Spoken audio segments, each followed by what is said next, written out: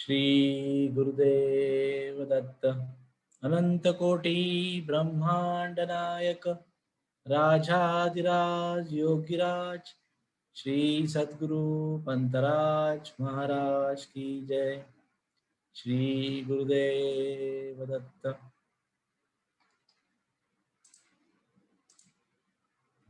नमस्कार। श्री पंत बोधपीठाच्या श्रींची पत्रे वाचन या कार्यक्रमात आज आपण 32व्या आठवड्यात सहभागी झालेलो आहोत।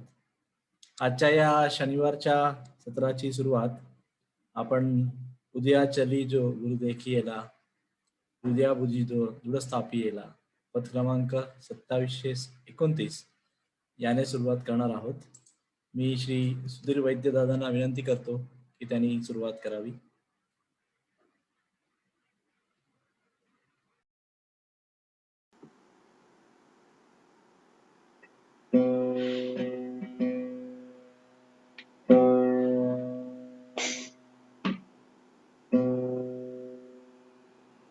आवाज येतोय ना रे? हो।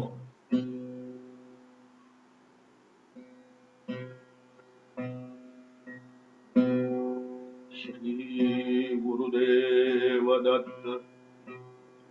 काषाय वस्त्रं करदण्डधारिणं कमण्डलुं पद्मकरेण शङ्खं चक्रं गदाभूषितभूषणाढ्यं श्रीपादराजं शरणं प्रपद्ये। ब्रह्मानन्दं परमसुखदं केवलं ज्ञानमूर्तिम् द्वन्द्वातीतं गगनसदृशं तत्त्वमस्यादिलक्ष्यम् एकं नित्यं विमलमचलं सर्वधी साक्षिभूतं भावातीतं त्रिगुणरहितं सद्गुरुं तं नमामि। ध्यायेत् श्रीपन्तराजं गुरुवरमतुलं श्यामलं भव्यभालं गम्भीरं कुङ्कुमाढ्यं सितशुभवसनं मुक्तकेशं परेशं शान्तं व्याघ्राजिनस्थं करधृतवरसद्बोधदण्डं महान्तं मुक्तारुद्राक्षहारं सरसिजनयनं दिव्यगात्रं पवित्रम्। श्री गुरुदेव दत्त। ओम नमः शिवाय। ओम नमः शिवाय। ओम नमः शिवाय। उदयाचले जो गुरु देखिएला, उदयाचले जो गुरु देखिएला, हृदयाम्बुधितो दृढस्थापियेला, हृदयाम्बुधितो दृढस्थापियेला, निजबोधमात्रे भवदुःखहर्ता, निजबोधमात्रे भवदुःखहर्ता, गावो भजो नित्यबालावधूता, गावो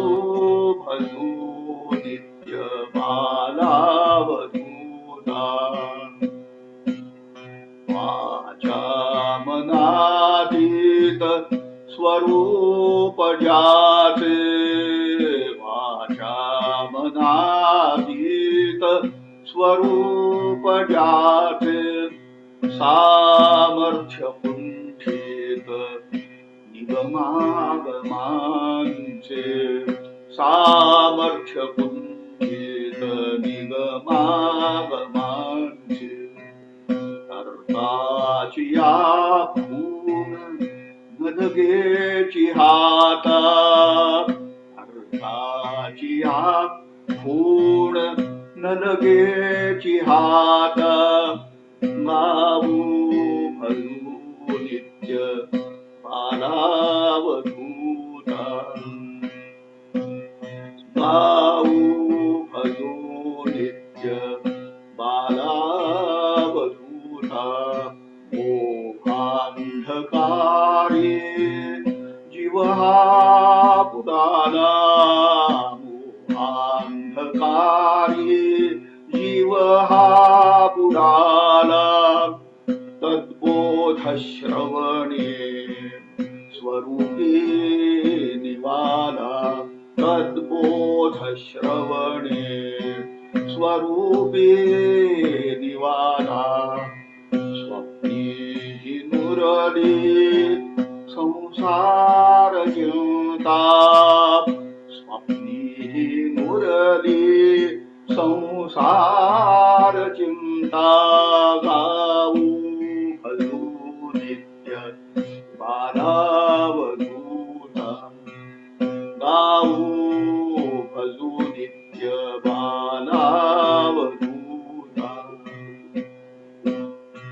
अन्या आदित्य किरणी जदभास जैसा आदित्य किरणी जदभास जैसा चिन्मात्र स्वरूपी जगभाव तैसा चिन्मात्र स्वरूपी जगभाव तैसा तया विडे ठाव कुठे नरीता तया विडे ठाव कोठे नरीता गाऊ भजू नित्य बालावधूता गाऊ भजू नित्य बालावधूता अन्याय माझे कोट्यानुकोटी अन्याय माझे कोट्यानुकोटी पुण्यांश माझा काही न गाठी पुण्यांश माझा काही न गाठी कटाक्षे भवधूर करता कटाक्षे भवधूर करता गाऊ भजू नित्य बालावधूता गाऊ भजू नित्य बालावधूता व्यतिरेक मार्गे मज भेटविले व्यतिरेक मार्गे मज भेटविले ओढान्वये व्यापक तेची ठेले ओढान्वये व्यापक तेची ठेले आचरी व्यक्त त्याचीच सत्ता चराचरी व्यक्त त्याचीच सत्ता गाऊ भजू नित्य बालावधूता गाऊ भजू नित्य बालावधूता अभिमान सगळा अभिमान सगळा पदकंजी वाहू अभिमान सगळा पदकंजी वाहू अखंड तन्नाम स्मरणीच राहू अखंड तन्नाम स्मरणीच राहू भ्रांती हरुने सद्बुद्धी दाता भ्रांती हरुने सद्बुद्धी दाता गाऊ भजू नित्य मानावधूता गाऊ भजू नित्य मानावधूता अद्वैत बोधामृत चाखविले अद्वैत बोधामृत चाखविले अद्वैत बोधामृत चाखविले निजात्मज्ञाने मजनीव वीरे निजात्मज्ञाने मजनीव वीरे अनन्य भजनी निज शांति दत्ता अनन्य भजनी निज शांति दत्ता आऊ भजू नित्य मानावधूता आऊ भजू नित्य मानावधूता आऊ भजू नित्य दत्तावधूता गाऊ भजू नित्य पंतावधूता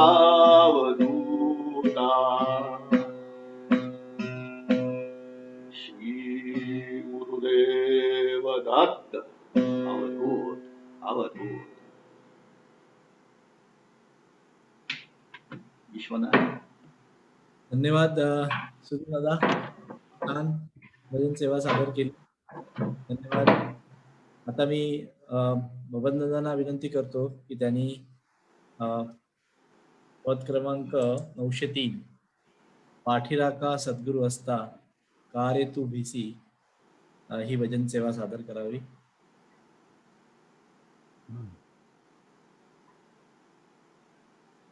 अनम्यूट करा. केलं.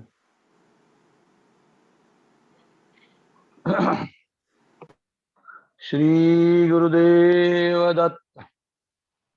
होता की दुज रामचंद्र म्हणून सीता ही साध्वी खरी, बाळे कुंद्री ग्रहस्थ थोर बरवा, निष्ठा स्वधर्मी बरी. त्या ते पुत्र अजापुरी निपजला, आनंद तै होतसे. तो हा सद्गुरु दत्त कर्दळी पुरी, पंत स्वरूपी वसे, पंत स्वरूपी वसे. श्री गुरुदेव दत्त.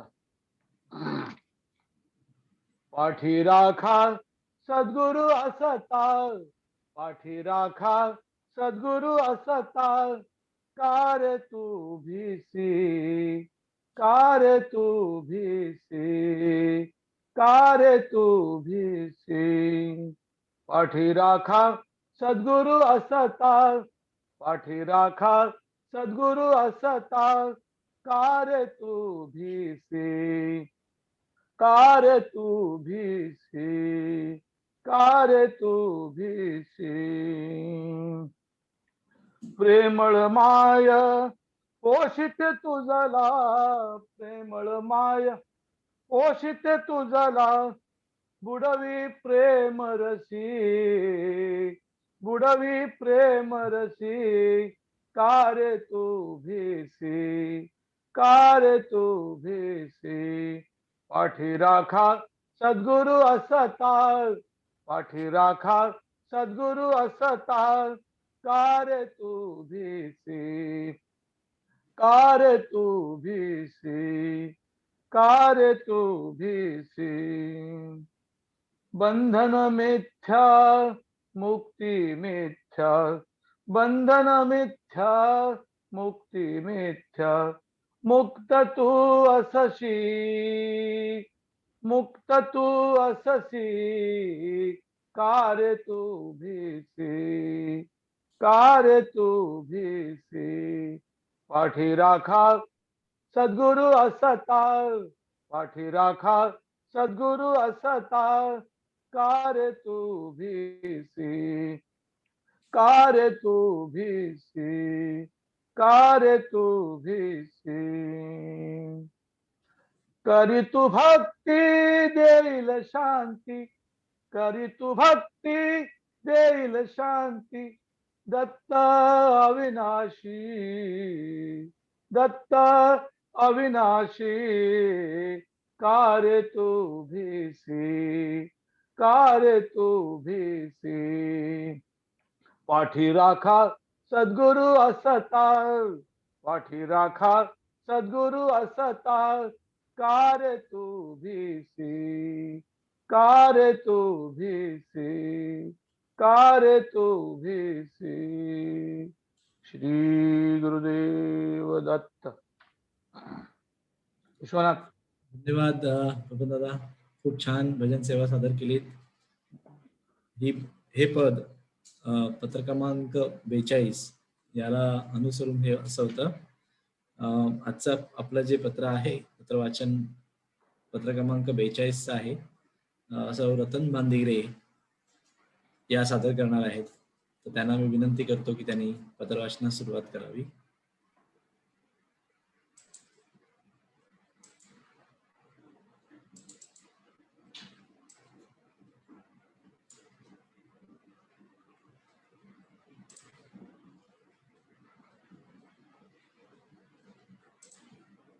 रतनताई अनम्यूट करा.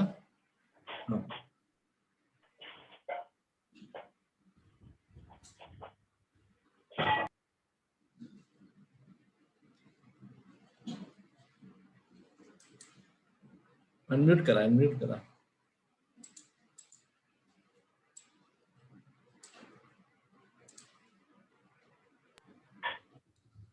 हॅलो. हा, सुरू करा. अनंत कोटी ब्रह्मांड नायक राजाधिराज योगीराज श्री सद्गुरु पंतराज महाराज, श्री गुरुदेव दत्त. सर्वांना माझा नमस्कार. सेवा श्री गुरुचीच एक करुणी, तन्नाम घेई मुखे, हर्षामर्ष जनापवाद न धरी, द्वंद्वे हि साही सुखे. प्रेमाचा चटका स्वभक्त कटका, लावोनिया जातसे, तो हा सद्गुरु दत्त कर्दळीपुरी, पंत स्वरूपी वसे. श्री गुरुदेव दत्त. पत्र क्रमांक 42 रावजी काकांना लिहिलेलं हे पत्र आहे. 16 ऑगस्ट 1888 रोजीचं पत्र आहे. या पत्राची पार्श्वभूमी मला सापडलेली नाही आहे. रावजी काकांचा परिचय आता आपल्याला झालेलाच आहे, होत आहे. तरीही 1-2 वाक्यात मी परिचय देत आहे. रावजी काका हे श्रीपंत महाराजांचे चुलत मामे भाऊ, ज्यांचा गौरव श्रीपंत महाराजांनी आपल्या प्रेम लहरींनी केला. व्यंकटेश वीराचा तोची प्रिय अवधूताचा. अशा रावजींचा आणि श्रीपंतांचा प्रेमा या सर्व पत्रांमधून आपणास दिसून येतो. आणि आपणासही या पत्रांचा बोधरूपी खजिना जो मिळालेला आहे तो अमूल्य दागिन्याहून काही कमी नाही. तर आता मी या पत्रास सुरुवात करत आहे. रावजींना लिहिलेलं पत्र आहे. श्रीपंत महाराज म्हणतात, रावजी आपले पत्र पोहोचले असा उल्लेख करत असताना रावजी काकांच्या आलेल्या पत्राला उत्तर देताना श्रीपंत महाराज त्यावेळी रावजी काका ज्या परिस्थितीत होते त्या परिस्थितीवर आधारित हे पत्र लिहित असावे. आपले पत्र पोहोचले, सध्याची बिकट स्थिती कळून आली. तसं पाहता मूळची जी स्थिती ती मुळालाच जाते.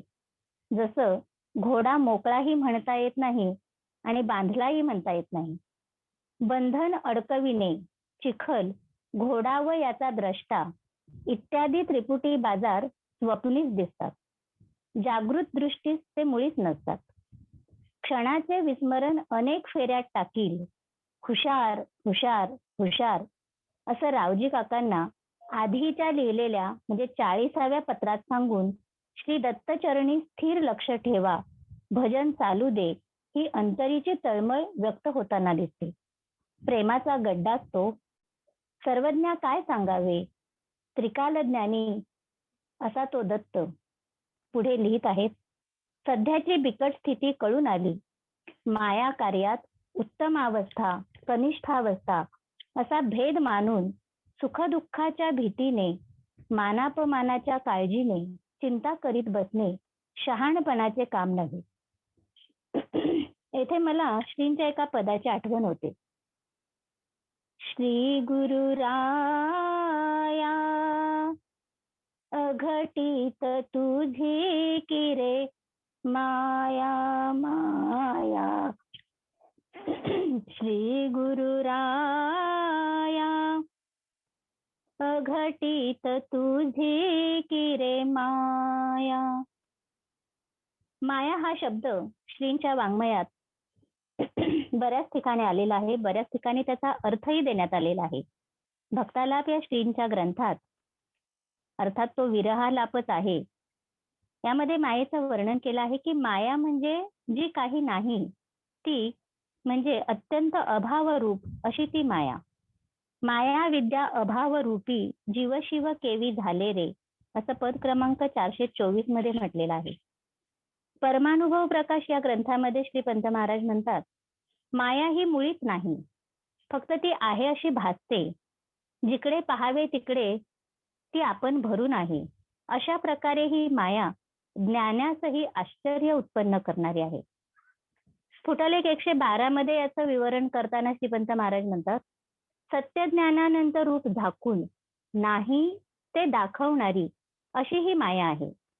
अशा या निबिड माया रात्रीत भलत्या मार्गाने चालूनही सरळ मार्गच असे समजत हजारो वाटांनी हे अंध सैन्य चालले आहे. त्यात कित्येक रानात शिरून काटे कुटे यांनी त्रासले, कैक खड्ड्यात पडले, कैक घसरून पडले, कैक अंधारातच सर्वात पुढे चाल करून काजळाचे विहिरीत बुडाले. असा हा मायामोहित संसार, असं हे मायेचं पसरलेलं जाळं, मायेचं हे कार्य अनिर्वाच्य आहे. अनिर्वाच्य ही माया विसरवी तव पाया. अनिर्वाच्य ही माया विसरवी तव पाया. सत्य दाऊनी काया हानी केली. सत्य दाऊनी काया हानी केली. गेह धन सुत जाया दुःख देती वाया. गेह धन सुत जाया दुःख देती वाया. पडली मोह छाया बुद्धी भ्रमली. पडली मोह छाया बुद्धी भ्रमली. धाव दत्तात्रया धाव करुणालया. अशा या मायेच्या कार्यात चांगलं वाईट उत्तम कनिष्ठ असा भेद मानून सुखदुःखाच्या भीतीने मानापमानाच्या काळजीने चिंता करीत बसणे शहाणपणाचे काम नव्हे. तनु मन धन ही समर्थ पायी अर्पून परमार्थ साधित असता वंचक बुद्धीने म्हणजे फसवणाऱ्या बुद्धीने पुन्हा काळजी का करावी, असा अत्यंत परखड श्रीपंत महाराजांनी प्रश्न विचारला आहे, जो आपणा सर्वांना तंतोतंत लागू पडतो. खरंच आपण सद्गुरूला तनु मन धन अर्पण केलं का, हा प्रश्न पडतो. प्रेम तरंगामध्ये जी तनु मन धनार्पणाची लक्षणं सांगितली त्याप्रमाणे ते आपण केलं का, असे अगणित प्रश्न पडतात. तनु म्हणजे शरीर, याचा अभिमान टाकावा, तो टाकला का? मन अर्पण म्हणजे मनातील जगासंबंधी व त्यातील विषय पदार्थांसंबंधी संकल्प विकल्प टाकून नौकास्तंभ स्थित काकवत मन एकाग्र झालं का? धनार्पण म्हणजे तमोगुणान्वित पापमूलक कृत्य वासना यांचा वीट आला का? स्थूल सूक्ष्म कारण या तिन्हींचा अर्पण होऊन जीव तुर्यस्थ स्थितीत बोध ग्रहणार्थ तयार झाला का? तर नाही. आणि म्हणूनच तनु मन धन समर्थ पायी अर्पण केले ही फक्त वाचेने केलेली पाशवळ बडबड ठरते. आणि मग ही वंचक बुद्धी सतत माईक संसाराची काळजी वाहते. म्हणून वंचक बुद्धीने पुन्हा काळजी का करावी, असा श्रींचा सद्गुरुपुत्रांना विचारलेला घणाघाती प्रश्न. आपल्यापेक्षा अनंत पटीने श्री दत्त महाराज ज्ञानी आहेत. आपल्यापेक्षा तो समर्थ आमचे हिताहित चांगले जाणतो. तो त्रिकाल ज्ञानीच, ज्याच्या पुढे काळही थरथर कापतो, असा जो कालातीत अंतरज्ञ सर्वज्ञ विश्व पालन करता भक्तांच्या हाकेसरशी दत्त म्हणून उभा राहणारा असा तो ज्ञानियांचा राजा असताना जीव जन्माला येण्यापूर्वीच मातेच्या स्तनात दुग्धोत्पत्ती करणारी ही भक्त जननी प्रेमळ माता, वासराच्या हंबरड्यासरशी धावत येणारी जशी गाय, तशीच ही प्रेमळ भक्त माय. स्वानंदांकी घेऊनी भक्ता, स्वानंदांकी घेऊनी भक्ता, अभय वचन देते गुरुमाय, अभय वचन देते गुरुमाय. भक्तासी प्रेमस्थन पाजिते, भक्तासी प्रेमस्थन पाजिते. अशी ही सद्गुरु माय असताना सर्वस्व त्याजवर अर्पून दिल्यानंतर आपण चिंता करणे, अभरवसा अविश्वास आपल्या मनीचा आपणच उघड केल्यासारखा होतो. त्या समर्थास तनु मन वाणी विकल्यावर आता त्याची काळजी का? माझ्या सर्वस्वाची काळजी तो वाहतो असा जर भाव आहे, तर त्यानेच दिलेल्या या तन मन धनाची व्यवस्था तो कशी का लावेना? आपण निश्चिंत असावे. झालो आम्ही फकीर नाही फिकीर, अशी वृत्ती बाणावी. जे जे समोर येईल ते ते माझा दत्त, तो तो माझा दत्तच. मग तो सज्जन असो दुर्जन असो, मित्र असो शत्रू असो, निंदक असो, कुणी का असेना. श्री दत्ताच्या जोरावर तेथे जाणे, वकिली करणे, उदयास येणे, फायदा होणे ही चाललेली आहेत. पुढेही तोच चालवणार. आदी मध्य अंती तोच तर व्यापून आहे. मग चिंता कशासाठी? आतापर्यंत ज्याने चालवले पुढेही तोच चालवणार. उगीच अधीर होऊ नको. एकोभावाने त्याचवर पूर्ण विश्वास ठेवून खुशाल असा. बाहू भारुनी दत्त गलचतो, बाहू भारुनी दत्त गलचतो, भक्तांसी राखितो दत्त, भक्तांसी राखितो दत्त, भक्तांसी राखितो. कोणी न पाहे वक्रदृष्टीने, कोणी न पाहे वक्रदृष्टीने, काळ साकरतो, काळ साकरतो. बाहू भारुनी दत्त गर्जतो भक्तांसी राखितो दत्त भक्तांसी राखितो रहा निश्चिंत नाम स्मरत रहा निश्चिंत नाम स्मरत तापत्रय हरितो तापत्रय हरितो बाहुभारुनि दत्त गर्जतो बाहुभारुनि दत्त गर्जतो भक्तांसी राखितो दत्त भक्तांसी राखितो दत्त भक्तांसी राखितो. कसे होईल, काय करावे, कसे करावे हे मंत्र न जपता दत्ता दत्ता हा मंत्र जपल्यास विशेष आनंद होईल. सद्गुरूच शरण जाऊन या माया विलासात का गुंततोस? अनिर्वचनीय माया विलास केवी जाणे मूढधी असं एका पदामध्ये म्हटलेलं आहे. या मायेच्या खेळात तू का गुंततोस? श्रीमद भगवद्गीता सारमध्ये श्रीपंत महाराज मायेविषयी वर्णन करतात मायेचं. माया ब्रह्मादिकास भुलवते, मग इतरांचा पाड काय? या मायेच्या झपाट्यातून निघण्यास जीवास फार कष्ट पडतात.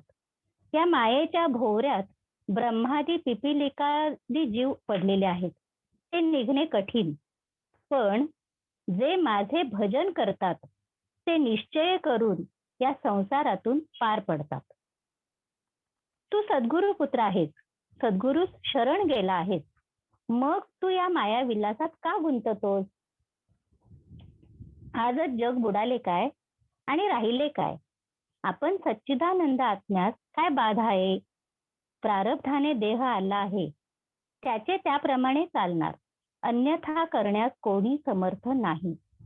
म्हणून गुणत्रय हे ज्या मायेचं स्वरूप आणि जी अंतःकरणास कारण ती माया, अनुभववल्लीमध्ये हा उल्लेख आहे. तर अशा मायेत न गुंतता देह प्रारब्धास गाठ घालून सद्गुरु चरणी जी रज्जू स्थानापन्न ब्रह्म आणि सर्प स्थानापन्न माया अशा रज्जू सर्प भुलीप्रमाणे भासमान मायेत मुळात जिचा जन्मच अज्ञानापासून झाला तिला न जुमानता देहास प्रारब्धास गाठ घालून मन सद्गुरु चरणी खिळून आत्मब्रह्मैक्य भाव दृढ करीत संसाराची उपरती म्हणजे वैराग्य, विरती, अनासक्ती वाढवीत जावे. जसे ओकलेले अन्न पुन्हा नजरेसमोर घेण्याचीही इच्छा राहत नाही, तद्वतच जे ज्यानं दिला आहे, ज्याचा मालक नियंता जो सद्गुरु आहे, त्याचं त्याला दिल्यावर पुन्हा चिंता का, काळजी का वाहावी? देह हे भाड्याचं घर, 4 दिवस सुखानं समाधानानं राहावं, प्रारब्धानुसार चालणाऱ्या देहाची ममता हवी कशात? तनु मन धन समर्थांचे आहेत. आपण जो श्वास घेतो तोही त्या समर्थाचाच, अन्यथा आपल्या हातात काय आहे? म्हणून त्याची सद्गुरूची सेवा होईल तेवढं हितच. बरं, ही सेवा सद्गुरूसाठी नव्हे, जो त्रिभुवन नायक त्याला आपल्या सेवेची काय गरज? ती सेवा आपण स्वतःसाठी, आत्मोद्धारासाठी करायची आहे. आणि ही सेवा ही सद्गुरूच करून घेतो, तेही आपल्या हितासाठी. माझ्या पुत्रांचं हित व्हावं, भलं व्हावं ही त्या मायबापाची इच्छा. म्हणून संग्रहाची आशा तरी आपल्यास नाहीच. संग्रह करावा तर तो सद्गुरु बोधाचा करावा, सद्गुरूच्या नामाचा करावा. जन्म मरणाच्या फेऱ्यात टाकणारा लौकिक संग्रह काय कामाचा? कालची आठवण, उद्याची चिंता, आजची ममता ही टाकून त्रिकरणपूर्वक समर्थांचे भजन करीत असावे. समर्थास अर्पण केल्यावर आपला हक्क नाही. झाडावरचं फूल जसं आपल्या हातात आलं की त्या झाडाचा हक्क संपला. आपल्या ओंजळीतलं फूल देवाच्या सद्गुरूच्या चरणी वाहिलं की आपलाही हक्क संपला. म्हणजे जे ज्यानं आपल्याला दिलं ते आपण परत त्या सद्गुरूला दिलं. 2 श्वासांमधील जितकं अंतर तितकाच आपला मध्यस्थपणा. म्हणून समर्थांवर हवाला घालून स्वस्थानी स्वस्थ राहावे. हे असे का तसे का, जे जसे आहेत तसेच होणार. आपण विरुद्ध कल्पना करू नये, कारण आपलं हित अहित सद्गुरूच जाणतो. आज एखादी गोष्ट मनासारखी घडत नाहीये तर दुःख मानून नये, कारण योग्यायोग्य जाणणारा सद्गुरू सर्व सूत्रधारी आहे. जे समोर येईल ते माझा दत्तच हा भाव मनी धरून दत्त भजनी रमत असावं. सद्भावाचे फळ चांगलेच मिळते. एको भावे दत्त भजता नाही संस्कृती चिंता. योगक्षेम वाहतो प्रभू तोची माता पिता. भक्ताभिमानी भक्तवत्सल भक्त जनत्राता. अनन्य भावे भजता सहज सुख दत्ता. दत्त पदाचा भावार्थ झालेला आहे. या पदामध्ये जे कठीण शब्दांचे अर्थ सांगण्यात आलेले आहेत ते शब्द मी आता घेत आहे. बिकट म्हणजे कठीण, अवघड. माया, माया म्हणजे जी काही नाही, म्हणजे जी अत्यंत अभावरूप आहे. माया म्हणजे प्रभा, माया म्हणजे मीपणा, कल्पना, स्फुरण, की जे स्वरूपाला विसरून उठतात ती सर्व. सुख, विराग, दुःख तेच सुख. सुखचा अर्थ श्री पंचचरित्र पोथीमध्ये दिलेला आहे. सु म्हणजे चांगले विचार आणि ख म्हणजे अंतःकरण. ज्या अंतःकरणात चांगले विचार येतात तेथे सुख नांदते. दुःख, विषयांचं सुख तेच दुःख, जे व्यवहारात अद्वैत अखंड ऐक्य असतं, जे ते दुःख पराग 30 मध्ये सांगितलेलं आहे. आणि पोथीमध्ये दुःखाचा अर्थ दु म्हणजे वाईट आणि ख म्हणजे अंतःकरण. ज्या अंतःकरणात वाईट विचार येतात तेथे दुःख. वंचक बुद्धी, फसवणारी बुद्धी. ज्ञानी, आता ज्ञानी कोणाला म्हणावं तर ज्याला ज्ञान आहे तो. स्फुटलेख 40 मध्ये महाराज म्हणतात, ज्ञानाने मुक्त तो ज्ञानी. बाळबोधामृता सारामध्ये ज्ञानाची व्याख्या केली, ज्ञानी म्हणजे अमनस्क योगी. स्फुटलेख 31 मध्ये ज्ञानी कोण तर आत्मानात्म, नित्यानित्य, सत्यमिथ्य, अहंकार, ब्रह्म यांचा विचार करून आपणच ब्रह्म असे समजून सर्व साक्षी होऊन राहणारा तो ज्ञानी. अधीर न होणे, उतावीळ न होणे. मायाविलास, मायेचा खेळ, माया कार्य म्हणजे मायाविलास. आत्म ब्रह्मैक्य भाव असा शब्द या पत्रामध्ये आलेला आहे. आत्म, ब्रह्म, ऐक्य, भाव. आत्म म्हणजे आत्मा, आपले आत्मस्वरूप, जो अंतर्यामी आहे, सर्वांतर्यामी आहे, जो कुटस्थ म्हणून ओळखला जातो. ब्रह्म म्हणजे स्वतःची ओळख, जगाचा पालन करता. ऐक्य जे दोन नाही एकच आहे असे. आणि भाव म्हणजे असणेपणा. आत्मा आणि ब्रह्म दोन्ही एकच आहे हा भाव, हा असणेपणा म्हणजे आत्मब्रह्मैक्य भाव.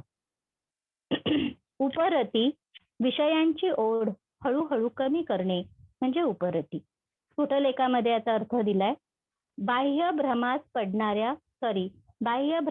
पाडणाऱ्या कर्मांचा त्याग. स्त्रीकरणपूर्वक असाही शब्द आलेला आहे. याचा उल्लेख श्रीमद भागवतामध्ये कायेन वाचा मनसेंद्रियैर्वा. स्त्री म्हणजे तीन, करण म्हणजे साधने. भजन, सहस्फुरण, सद्भाव, सत्वगुणीपणा. आणि मंत्र म्हणजे मननात त्रायते 6 मंत्र. म्हणजे मनन चिंतन केल्यावर जो रक्षण करतो तो मंत्र. आता या पत्रामध्ये काही उपदेश आज्ञा आहेत त्या पाहूया. ओकलेल्या अन्नाची आशा नको. उपदेश किंवा उदाहरण. आज्ञा, त्याची व्यवस्था कशी का तो लावेना, निश्चिंत असावी. नंबर 2, संसाराची उपरती वाढवीत जावी. कालची आठवण, उद्याची चिंता, आजची ममता ही टाकून स्त्रीकरणपूर्वक समर्थांचे भजन करीत असावे. दत्त भजनी रमत असावे. समर्थावर हवाला घालून स्वस्थ असावे. पुढेही तोच चालवणार, उगीच अधीर होऊ नको. सिद्धांत आपल्यापेक्षा अनंत पटीने श्री दत्त महाराज ज्ञानी आहेत. आपल्यापेक्षा तो समर्थ आमचे हिताहित चांगले जाणतो आणि सद्भावाचे फळ चांगलेच मिळते. या पत्रासाठी मी संदर्भ असा घेतला देवेकर कृत चरित्रामधून की निष्ठा सद्गुरूवर कशी असावी, किती अढळ असावी. तर याचं उदाहरण पोथीमध्ये दिलेलं आहे की ज्यांना प्रति हनुमान म्हणून ओळखलं जातं असे जे पुट्टप्पा, त्यांची श्रीपंत महाराजांप्रती असणारी निष्ठा, अढळ श्रद्धा, जी की समोर खड्डा दिसलेला आहे आणि पंत महाराज सांगतात की अरे पुट्ट्या मार उडी, आणि असं म्हणतात क्षणाचाही विलंब न लावता पुट्टप्पानी उडी मारली. कारण त्यांना हे माहित होतं की मी उडी मारल्यानंतर माझा सद्गुरू शांत राहणार नाही, माझ्या पाठोपाठ येणारच. एवढी ती दांडगी श्रद्धा, समोर खळगा असल्यानंही उडी मारली आणि माझ्या मागोमाग माझा सद्गुरू येणार हा दांडगा विश्वास, सद्गुरूवर हवाला जो म्हणतात तो हाच असावा. आता या पत्राचा आशय दाखवणारी काही पद आहेत. पद क्रमांक 177, अवधूत पाठी राका असता का मारीसी हाका, एको भावे भजन करिता चुकेल भव धोका. नंबर 2, 636 पद क्रमांक, एको भावे भजता संता नाही तुझ चिंता. त्यानंतर आता 888 क्रमांकाचं पद, एको भावे दत्त भजता. 1275, कासया करिसी चिंता जाऊनी शरण अवधूता.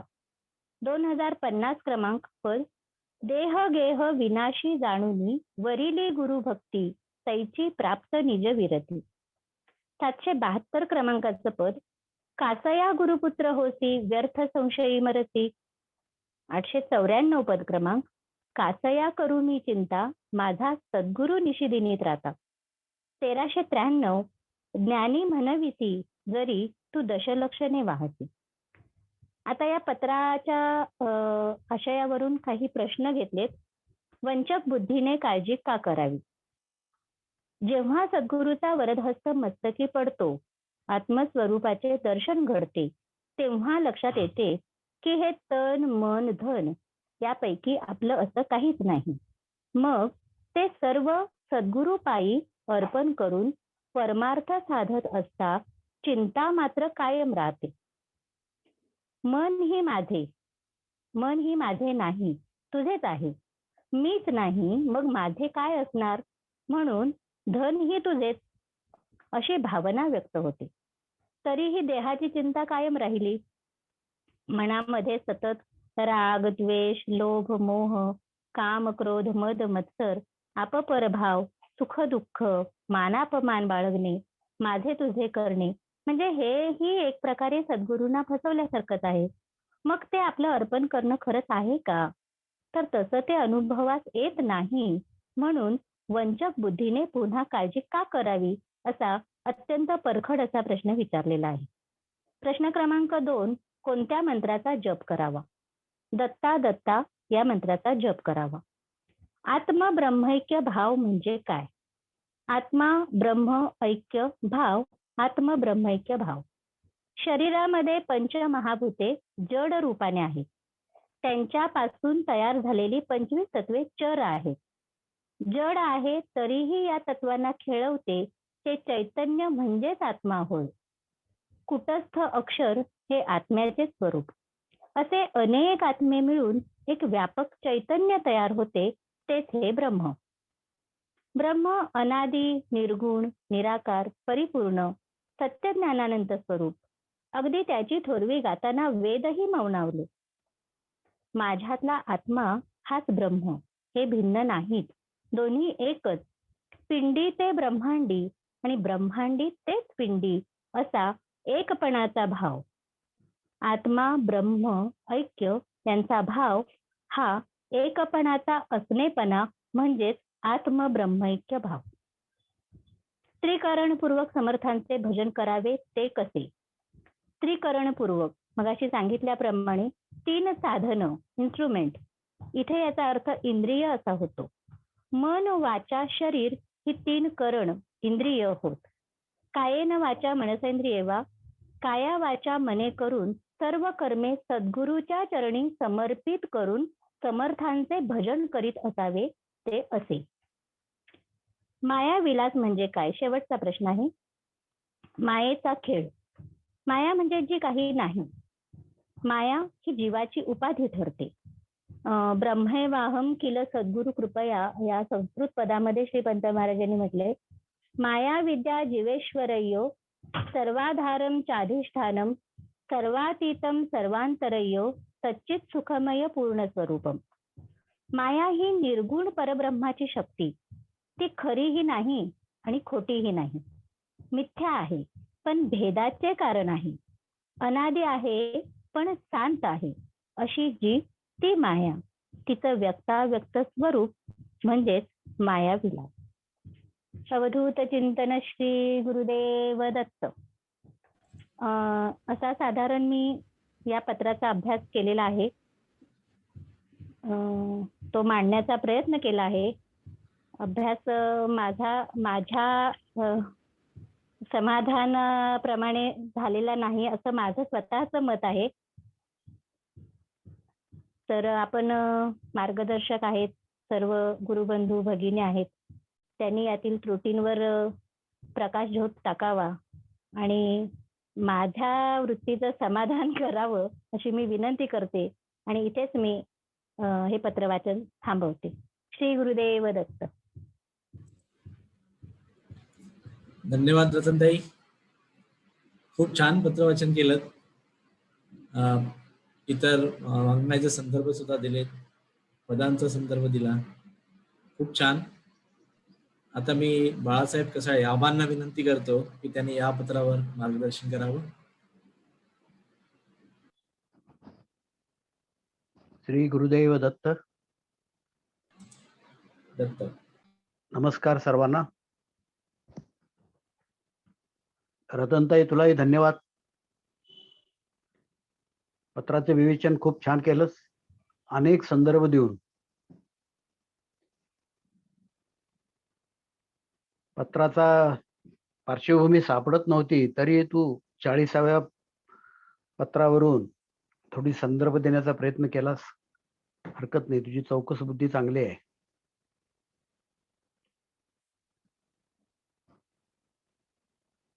तर रावजी, सध्याची बिकट स्थिती कळून आली असं म्हटलंय पहिल्याच वाक्यात. आपले पत्र पोहोचले, सध्याची बिकट स्थिती कळून आली.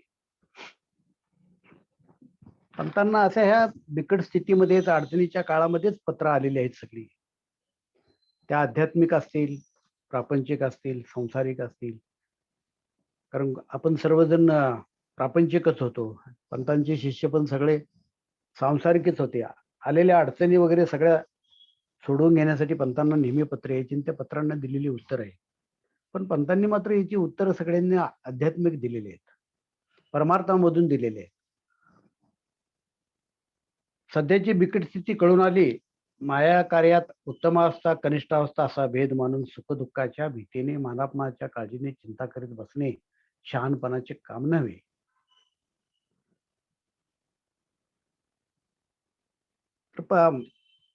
पत्राच्या पत्रवाचनच्या सुरुवातीलाच पवन कदमनी पाठी राखा सद्गुरू असता कार्य तू भिशी, हे जे त्याला सूचक असं पद म्हटलं, त्याप्रमाणे आलेल्या अडचणीवर मात करणं, सुखदुःखाकडे न पाहणं, हा मायेचा खेळ कसा आहे, हा सर्व मायेचा दृश्य प्रसारावा म्हणजे हा त्याचा खेळच आहे. तर यामध्ये उत्तमावस्था कनिष्ठावस्था, अनुकूल प्रतिकूल, सुख दुःख, मानापमान यांचा विचार करून चिंता करणे आपले गुरुपुत्राला शहाणपणाचं नाही असं म्हटले होते. कारण त्यांना रावजी हे गुरुपुत्र आहेत, गुरुबंधू आहेत आणि म्हणून त्यांनी त्यांना असा बोध केलेला आहे की हे शहाणपणाचं नाही.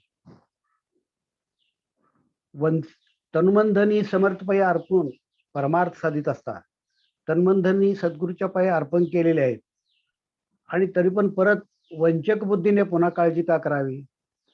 मग ती दिलेली असताना सुद्धा ती फसवेगिरी केल्यासारखं ती परत माझी आहेत आणि त्याला होणारी सुखदुःख ही मग माझी आहेत असं समजून काळजी का करावी. आपल्यापेक्षा अनंत पटीने सद्गुरू दत्त महाराज ज्ञानी आहे, फार मोठा सिद्धांत महाराजांनी सांगितलेलं आहे इथं. आपल्यापेक्षा तो समर्थ आमचे हिताहित चांगले जाणतो. सर्वस्व त्याजवळ अर्पून दिल्यानंतर आपण चिंता करणे म्हणजे अभरवसा आपल्या मनीचा आपणच उघड केल्यासारखा होतो. योगक्षेम वहाम्यहम त्यांनी म्हटलेलं आहे. तुझ्या सर्वस्वाची चिंता मी वाहतो. तू आता काही करू नकोस.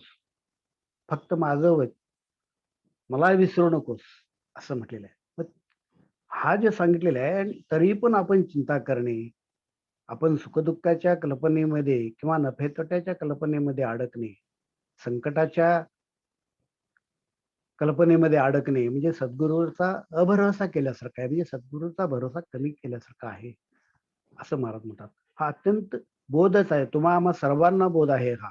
आपण सर्वजणच रावजी आहोत. पंत महाराज आपल्याला बोध करत आहेत. त्या समर्थास तनुमन वाणी विकल्यावर आता त्याची काळजी का?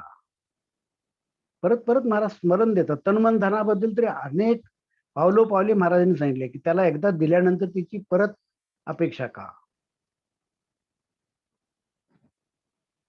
त्याची व्यवस्था कशी काय तोलाविना निश्चिंत असावी. आता बघा त्याचं देणं सुद्धा असं असतं, तो देतो की ज्याचं त्याला कधी द्यायचं, कसं द्यायचं, कोणाला द्यायचं, केव्हा द्यायचं आणि दिलेलं झेपेल किंवा नाही हेच त्यालाच कळतं. आणि म्हणून त्याला समर्थ म्हटलं जातं की आपल्या पेक्षा आनंदपटीने श्री दत्त महाराज ज्ञानी आहेत. आपल्याला जे जे द्यायचं ते आपल्या बरोबर त्यांनी त्याच्याप्रमाणे बरोबर दिलेलं आहे. कमी जास्त कोणालाही काही केलेलं नाही. मग त्याची व्यवस्था कशी का लावीना निश्चिंत असावी. दत्ताच्या जोरावर येथे येणे, वकिली करणे, उद्यास येणे, फायदा होणे ही चालली आहे. त्याच्या ह्याच्याप्रमाणेच आपले स्थित्यंतर घडतात. आपण इकडे जातो, तिकडे जातो, ही सगळी त्याचीच इच्छा आहे. त्याच्यामध्ये नफा होतो, तोटा होतो. या सगळ्या गोष्टी त्याच्यावर पूर्ण एकोभावाने त्यावर पूर्ण विश्वास ठेवून खुशाल असावे. आणि म्हणून आपलं जे जे चाललंय ते सगळं त्याच्याच क्रियेनं चाललेलं आहे, त्याच्याच स्फूर्तीनं चाललेलं आहे. म्हणून त्याच्यावर विश्वास ठेवावा. कसे होईल, काय होईल, अजून काय करावं लागेल, ह्या सतत विवंचनेत राहण्यापेक्षा दत्त दत्त हा मंत्र जपावा.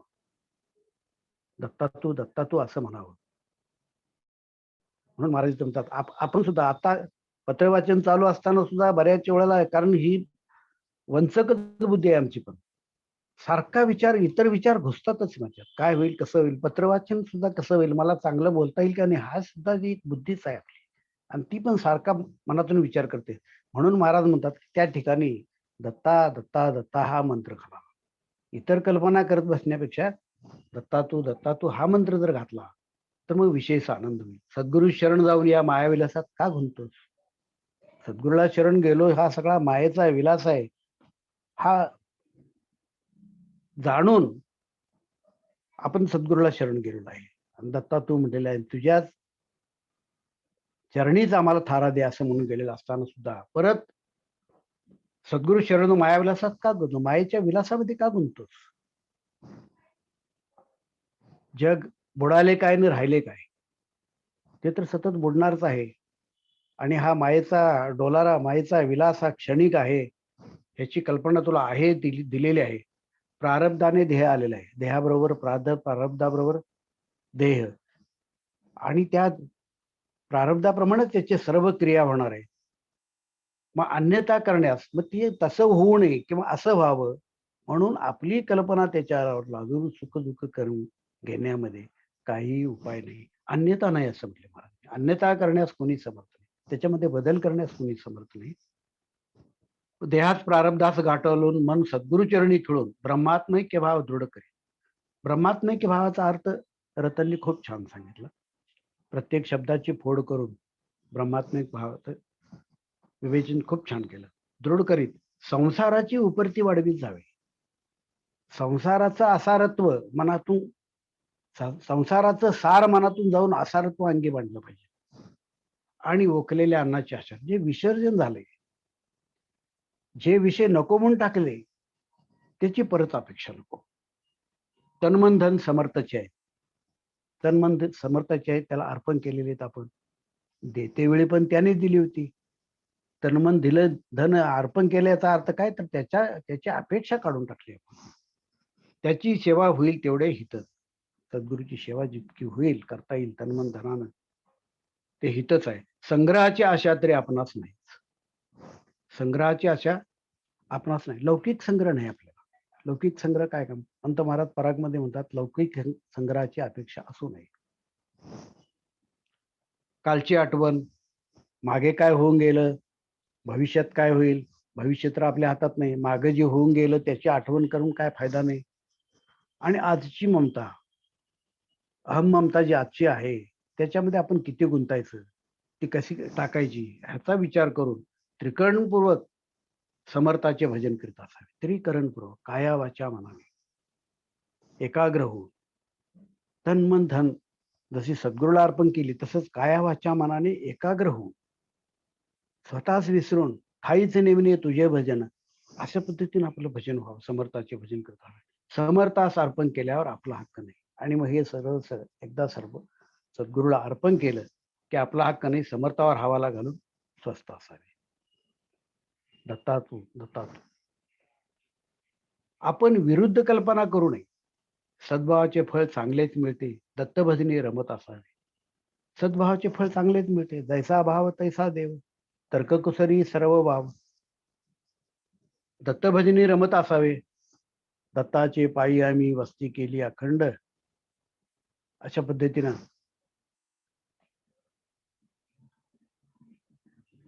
पंत महाराजांनी आपण सर्वांनाच रावजी असं समजून ही पत्र रावजीला लिहिली. रावजींच्या हातून ती पत्रांची साठवणूक झाली.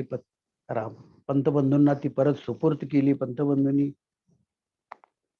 या सर्व साठा जतन करून तुम्हा आम्हासाठी प्रकाशन केला. ही श्रींचीच इच्छा. पंतांनी म्हटले की मी बोध रूपाने आहे आणि माझा बोध असाच वाहत राहणार आहे. तर पंत ह्या वाङ्मयाच्या रूपानं आजही आहेत आणि आपल्याला ते बोध करत आहेत. हेच आपल्याला या सर्व बोधपीठाच्या माध्यमातून अवगत व्हायला लागलेले ही सद्गुरूची कृपा, श्रींची कृपा. श्री गुरुदेव दत्त. धन्यवाद आबा. आता मी सुधीर दादांना विनंती करतो की त्यांनी या पत्रावर मार्गदर्शन करावं.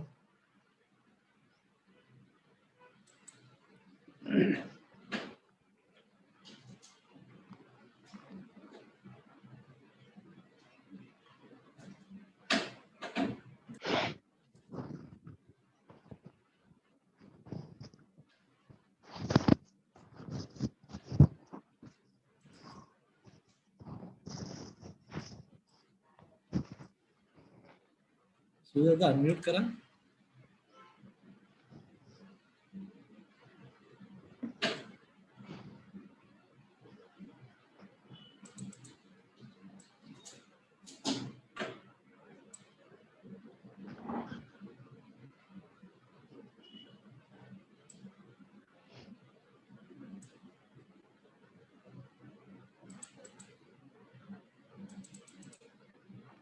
सुधीरदादांचे बहुतेक कनेक्टिव्हिटीचा काहीतरी इश्यू आहे.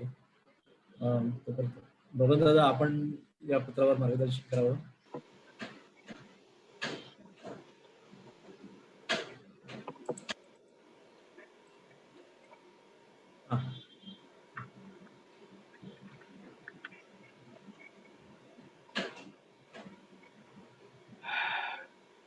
चालेल. हो हो येतोय आवाज. बबन बोलतो का? नाही नाही बोला तुम्ही. तुमचा आवाज येत होता म्हणून मग म्हटलं. हा हा म्यूट होतो ना, आवाज कसा येणार माझा? हो हो आज पण मी बोलायचंय का? हो हो बोला बोला. श्री गुरुदेव दत्त. सगळ्यांना नमस्कार. छान. रतनताईंनी 42 क्रमांकाचं पत्र आपल्याला उलगडून दाखवलं. आबांनीही त्यातल्या महत्वाच्या गोष्टी आपल्याला सांगितल्या. पत्र मध्यम विस्ताराचं आहे साधारण.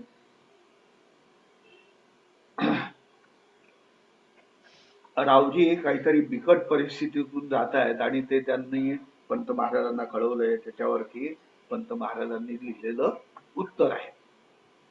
अभय देणारं पत्र आहे. पण अभय देताना गुरुपुत्र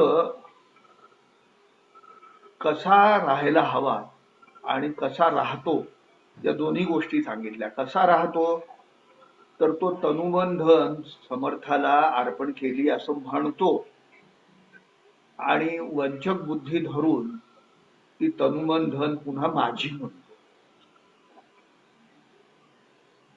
सद्गुरूला जेव्हा शरण जातो त्यावेळेला हे शरीर माझं नाही तुझं आहे. मन या शरीरामध्ये राहणार जे आहे ते तुझ्या संकल्प विकल्पांनी मला प्रेरणा देत असतं. ते संकल्प विकल्प तुझे आहेत मनरूपी, म्हणून मनही माझं तुला मी अर्पण करतो. मला हे म्हणून जे जे काही अनुभवाला येतं माझ्याशी संबंधित ते सगळं माझं धन हे तूच दिलेलं असताना सुद्धा त्याला मी माझं म्हणतो. तर हेही तुझ्या पायी अर्पण असं वचन दिल्यानंतर सद्गुरू त्याला आपल्या स्वरूपाशी समरस करून घेतो.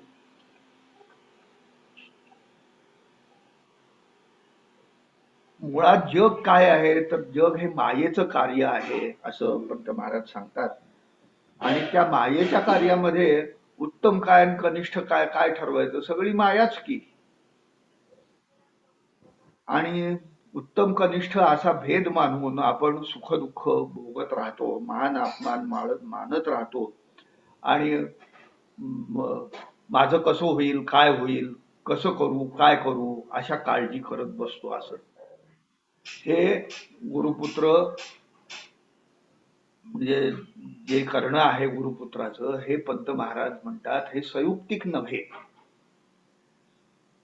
कारण का तर ही तनुमन धन तुम्ही सद्गुरूला अर्पण केलीत आणि पुन्हा त्याविषयी सद्गुरूकडे चौकशी करतात की माझं हे कसं होईल, माझं ते कसं होईल, माझं असं कसं झालं, तसं का नाही झालं. ज्या गोष्टी आपल्या नाहीत त्याच्यावरती आपण हक्क का सांगायचा असा प्रश्न पंत महाराजांनी विचारलेला आहे. आणि दुसरं असं की जे जसं कसं होत आहे ते समर्थाच्या इच्छेनं समर्थाच्या शक्तीनं होतंय. तर समर्थ जर माझं हिताहित माझ्यापेक्षा आनंद पटींनी जाणतो तर तो माझं अहित कसं करेल. लहान पोर रस्त्यानं चालत असतं, वेडं वाकडं धावत असतं, आई मागणं येतील त्याचा हात पकडते, ते भोकाड पसरतं माझा हात का धरला म्हणून. रस्त्यानं जाणारी येणारी वाहनं बघून जर आईनं त्याला एक विशिष्ट दिशा दाखवली तर आईचं काय चूक आहे. आणि अशा वेळेला त्या लहान पोरानं नाही नाही मला हात सोडून पळायचंच आहे असं म्हटलं तर ते योग्य राहील काय. तसं दत्त महाराज अनंत पटींनी ज्ञानी आहेत, त्यांच्यावर आपला भरोसा हवा. काय जे त्यांच्या इच्छेप्रमाणे या दुनियेमध्ये जे घडायचं ते घडेल आणि त्यामध्ये तुझं हितच असेल असा विश्वास का नाही धरत तू. त्या समर्थाला तनुमन वाणी विकल्यावर आता त्याची काळजी का,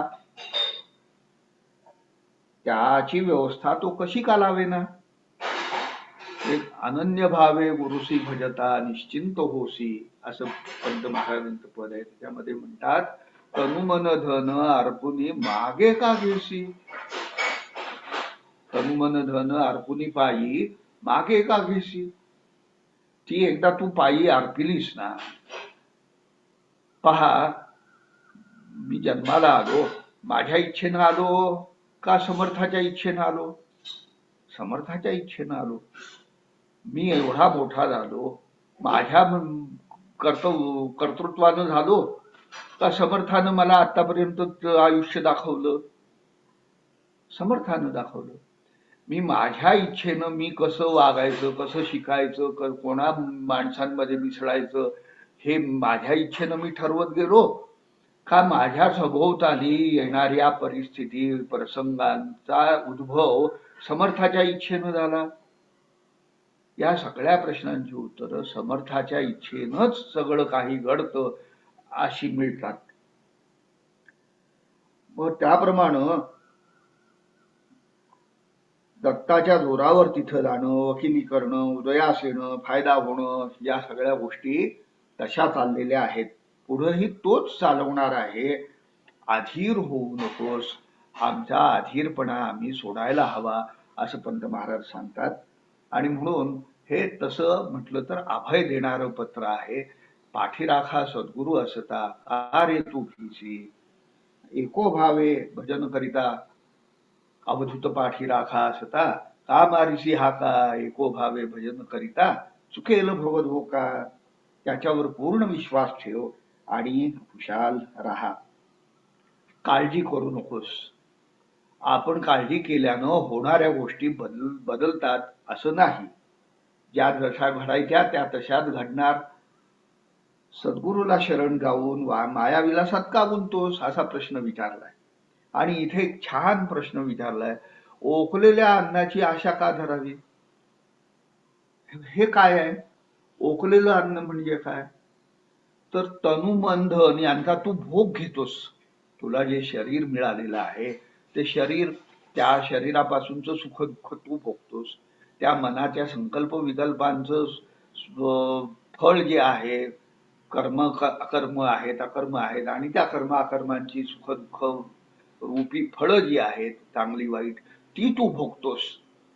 म्हणजे हे तू भोगलेलं जे काही आहे हे तू एकदा अर्पण केलं म्हणतोस सद्गुरूला, आणि पुन्हा त्याचीच इच्छा धरतोस.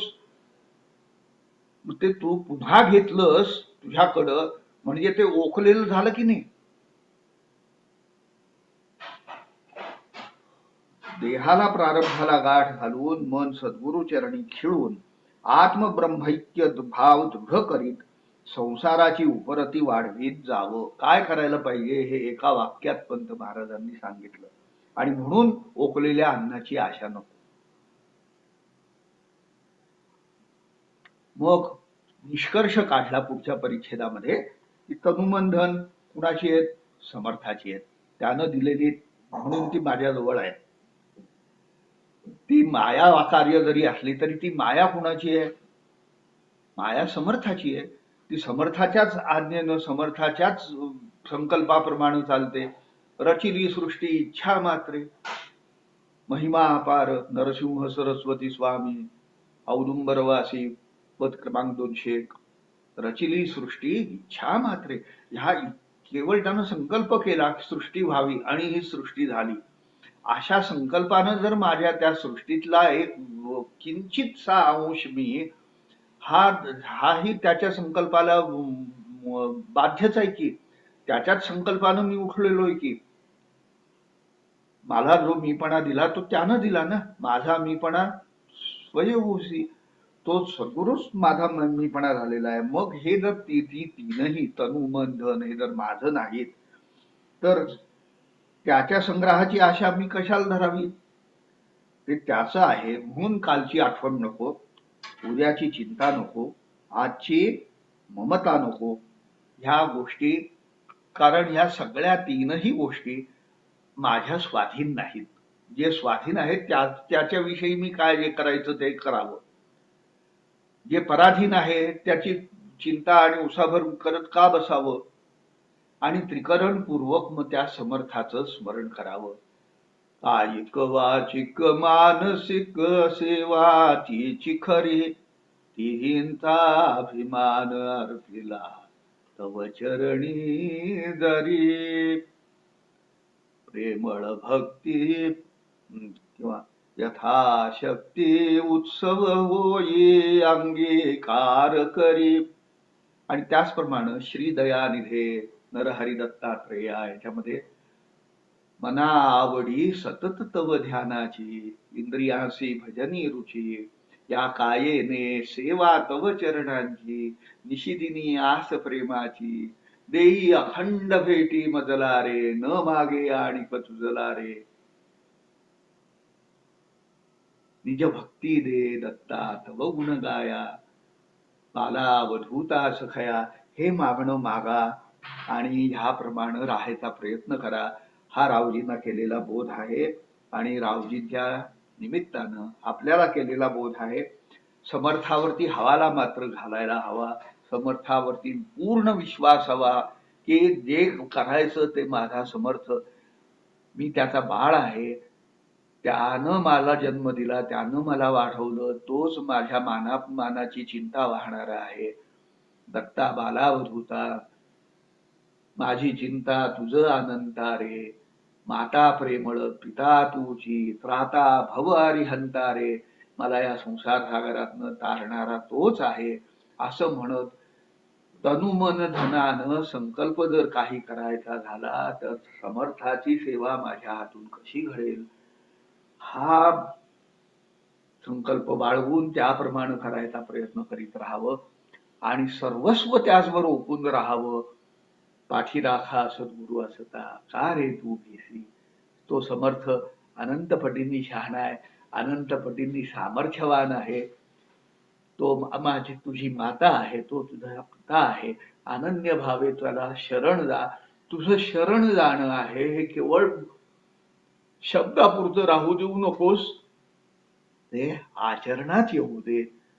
हा या पत्राचा भाव आहे. या पत्रातनं मोठं अभयही दिलेलं आहे आणि काय करायचं हेही नेमकं सांगितलेलं आहे. श्री गुरुदेव दत्त. अवधूत विश्वनाथ. धन्यवाद सुखदेव दादा. आता मी बबन दादाला विनंती करतो की त्यांनी 2 शब्द बोलावेत.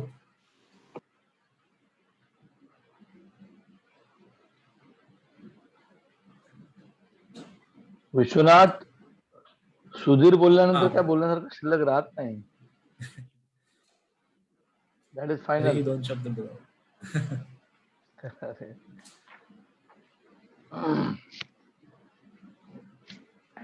श्री गुरुदेव दत्त. रतनचं अभिनंदन. तिने जे 42 नंबरचं पत्र आहे रावजीने लिहिलेलं, रावजीवर आलेल्या त्यावेळची जी परिस्थिती असेल, स्थिती असेल, त्या स्थितीला उत्तर देताना पंत महाराजांनी लिहिलेले आहे. त्याच्यामध्ये 2-3 शब्द माया, वंचक बुद्धी, आत्मब्रह्मैक्य भाव आणि शेवटचा सगळा पॅराग्राफ आहे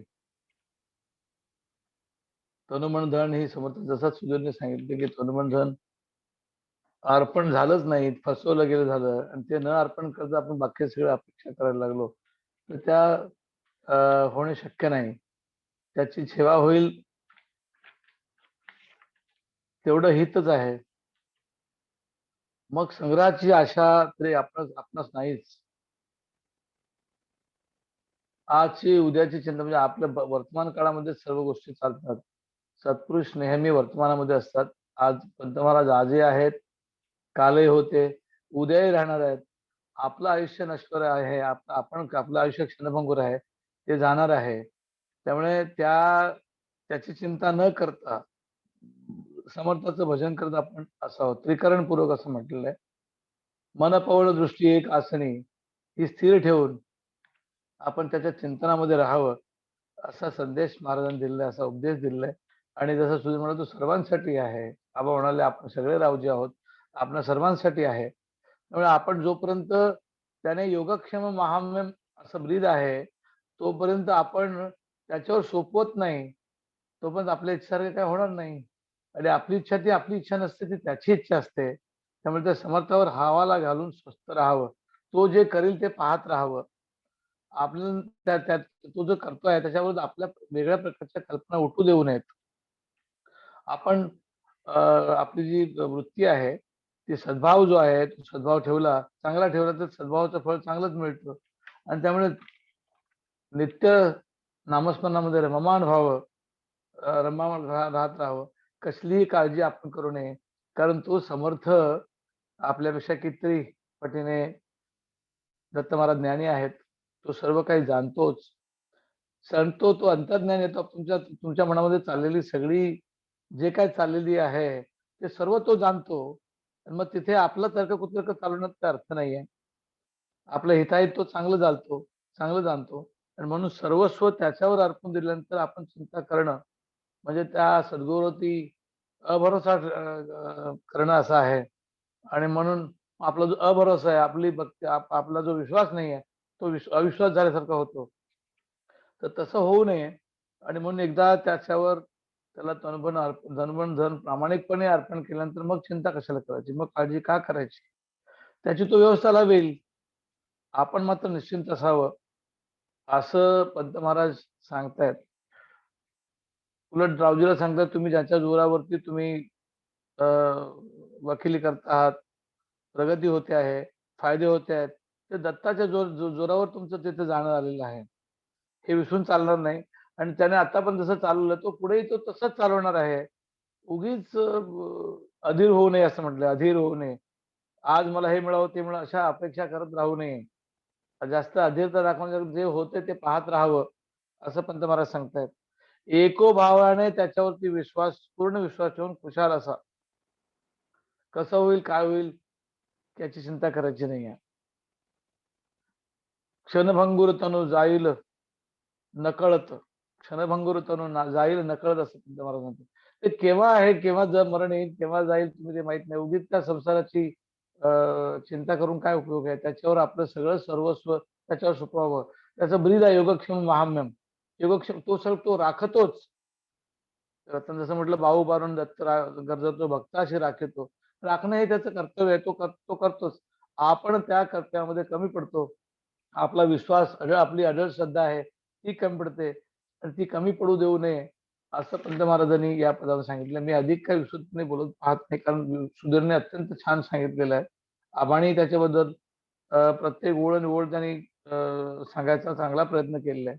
आणि रतनने जी मुख्य अडचण आहे माया, आपण सगळे या मायेने जोडलेले आहोत. ती जी कठीण उत्तम अवस्था कठीणावस्थाचा भेद मानून आपण दुःखाच्या याच्यामध्ये आपण स्वतःला अडकून घेत असतो, मानापमाची चिंता करत असतो. हे शहाणपणाचं काम नव्हे, पण महाराज सांगतायत.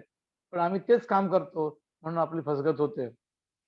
आणि त्याकरता परत परत काळजी न करता त्याच्या नित्य स्मरणात राहावं. हा आणि अभय वचन देणारा, अभय देणारा असाच बोध पंत महाराजांनी आपण तो कसा अंगीकृत करावा, कसं राहावं आणि कोणत्या गोष्टी चिंता करावी, याचा सर्व खुलासा या पत्रामधून रावजींना पंत महाराजांनी केलेला आहे. आणि तो सर्व आपणा सर्वांना लागू आहे. श्री गुरुदेव दत्त. धन्यवाद बबन दादा. आता मी अप्पासाहेब तर्टीकरांना विनंती करतो की त्यांनी यात मार्गदर्शन करावं.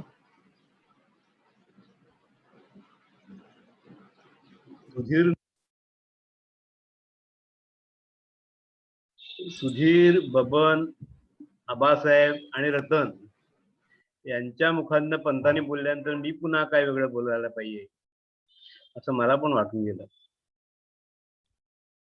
पण आता काय, नाटकामध्ये त्या पात्र वेगवेगळे असतात, त्यांना वेगवेगळे रोल दिले असतात, त्यांना किती बोलायचं असतं. तसं मी पण मला जे काही पंत महाराज आता स्क्रिप्ट पाठवतील त्या स्क्रिप्ट प्रमाणे बोलतो. फार सुंदर पत्र आहे. रावजी सारखा पंतांचा सहकारी, पंतांबरोबर वाढलेला, पंतांबरोबर राहिलेला, बाबा खुर्जींचा अनुग्रह मिळालेला, पंतांच्या बरोबर अध्यात्म चर्चेमध्ये भाग घेतला, अध्यात्मात असलेला, ज्यांना स्वतःला अनुग्रह झाला. आणि आपण सगळेजण अनुग्रह घेतला. आपण अनुग्रह घेतला, आपल्याला दाखवलं की राजा तू आणि परब्रह्म एकच आहे, प्रकाश दाखवला. हे जगात सगळीकडे परब्रह्माचे तूच आहेस हे दाखवलं. आणि मग नंतर ते तिथं दाखवलेलं जे आहे ते नंतर विसरलं. स्मशानात गेल्यानंतर आपल्याला वाटलं की काय हे खरं नाही बाबा, हा काय कोरोना इतकी माणसं मरायला लागलेत आणि काय जगाचं काय खरं नाही. म्हणजे आपण देह म्हणतोय खोटं आहे. पुन्हा घरी आल्यानंतर काय वाटायला, अरे माझा टॉवेल कोणी नेला आंघोळ करायचे.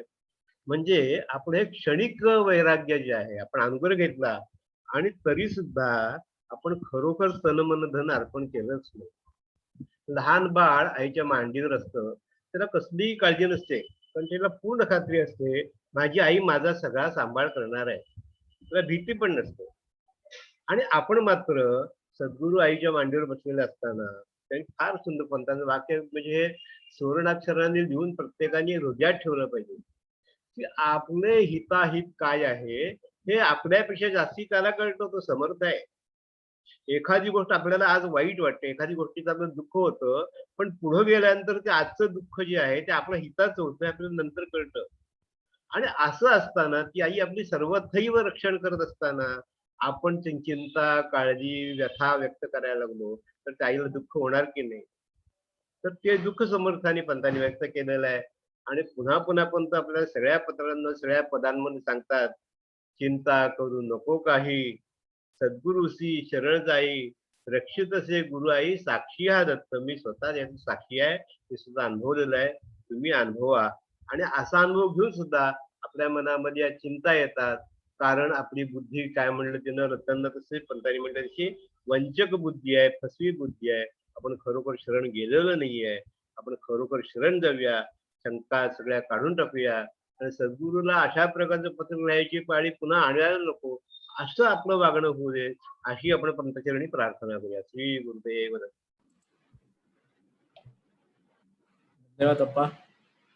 आता मी अभिजित दादांना विनंती करतो की त्यांनी या पत्रावर मार्गदर्शन करावं. छान छान, खूप छान रतन. वर्गामध्ये जशी मुलं असतात त्यातली काही मुलं हुशार असतात. त्या पहिल्या 5 मुलं जी हुशार असतात त्यात बाकीची जी मुलं असतात ती अशी बघत असतात की बाबा अरे काय कुठनं अभ्यास होता यांचा, कुठनं त्यांना अशी इच्छा प्राप्त की अशी आशीर्वाद आहेत किंवा एवढं छान सांगू शकतात. तशी ती रतन आहे. त्या पहिल्या विद्यार्थ्यांमध्ये तिचं नक्की नाव येतं आणि खूप छान पद्धतीने ती अभ्यास सांगते. रेफरन्सेस चांगले असतात सगळीकडचे. Excellent study. खूप छान आणि खूप महत्वाचं पत्र आहे. त्यामध्ये आपण जे वन लाइनर्स म्हणतो, सिंगल ओळी खूप अभ्यास देणार आहे, तशा ह्याच्यात खूप छान ओळी आहेत. चिंता करीत बसणे शहाणपणाचे काम नव्हे. This itself is a very good teaching for us. उगीच अधीर होऊ नको, असं अजून एक छान म्हणजे बऱ्याच ह्याच्यातला जो अभ्यास आहे खूप खूप छान आहे. डे टू डे लाईफ मध्ये आपल्याला खूप समजवणारा असा आहे. शरण जाऊन या माया विलासात का गुंतोस. This is another one which is important. पोकलेल्या अन्नाची आशा नको. आणि अजून एक महत्वाचं म्हणजे आपण विरुद्ध कल्पना करू नये. This is a very important one. No negative thoughts. Always have positive thoughts. This is a very good learning in this letter. आपण सगळ्या 2 गोष्टींचे जास्त वरीड असतो, म्हणजे मॅक्झिमम वरी त्यामुळेच असते. एक तर आपण केलेल्या चुकांमुळे किंवा आपल्या विचारांमुळे वरी, आणि एक दुसऱ्यांचे आपण डिपेंडंट आहोत म्हणून आपल्याला असलेली वरी. पंत महाराजांनी जी पत्र जी आलेली आहेत ती अशाच वरीशी आलेली आहेत सगळ्या. एक तर आपण केलेल्या चुका झाल्या आपल्याकडनं, आणि काय मग पंत महाराज आपल्याला बरोबर सांगतात की बाबा तुला एवढं सगळं कळत असताना कसं चुका करतो. आणि दुसरं म्हणजे आपण दुसऱ्यावर डिपेंड असतो आणि त्याच्याकडनं काही काम न झाल्यामुळे आपण वरीड असतो. एक्स्पेशली हे कसं होईल, काय होईल, काय करावे, कसे करावे, हे दोन्हीसाठी आहे. पण दॅट इज व्हेरी बॅड. आपण केलेल्या चुकांमुळे जी आपली वरी असते, that is a real learning. ही परत होऊ नये ह्याची दक्षता आपण घ्यायची असते. दत्त दत्त हा जप हा सतत चालू ठेवला पाहिजे. आणि आपण जर सद्गुरूला स्मरण करून एखादं काम केलं तर मला वाटतं की नक्की आपल्याकडनं चूक होणार नाही. आपली इच्छाशक्ती जी आहे ती व्यवस्थित कंट्रोल होईल. जर सद्गुरूला स्मरण ठेवून जर आपण एखादं कार्य करायला गेलो ते फार महत्वाचं आहे. आणि आपण न करता तोच करून घेतो हा भाव असला पाहिजे. अँड दिस ह्या लेटरमध्ये तेच अख्खं लिहिलेलं आहे. आणि सगळ्या मेंटर्सने खूप छान सांगितलं. खूप लर्निंग आहे. खूप महत्वाचं लेटर आहे. वाचून वन लाइनर्स बाहेर अशा अंडरलाईन करून आपण जेव्हा रिवाइज करतो, जेव्हा आपण पत्र परत उघडून बघतो, तेव्हा हे नक्की आपल्याला वाचण्यासारखे अशा वन लाइनर्स आहे. त्याच्यामधल्या याच्यातला बोध नक्की आपल्याला जाणण्यासारखं आहे. खूप छान रतन, खूप छान अभ्यास आणि प्रेझेंटेशन. थँक्यू. धन्यवाद अभिजित दादा. या पत्रावर अजून कोणाला बोलायचं आहे का?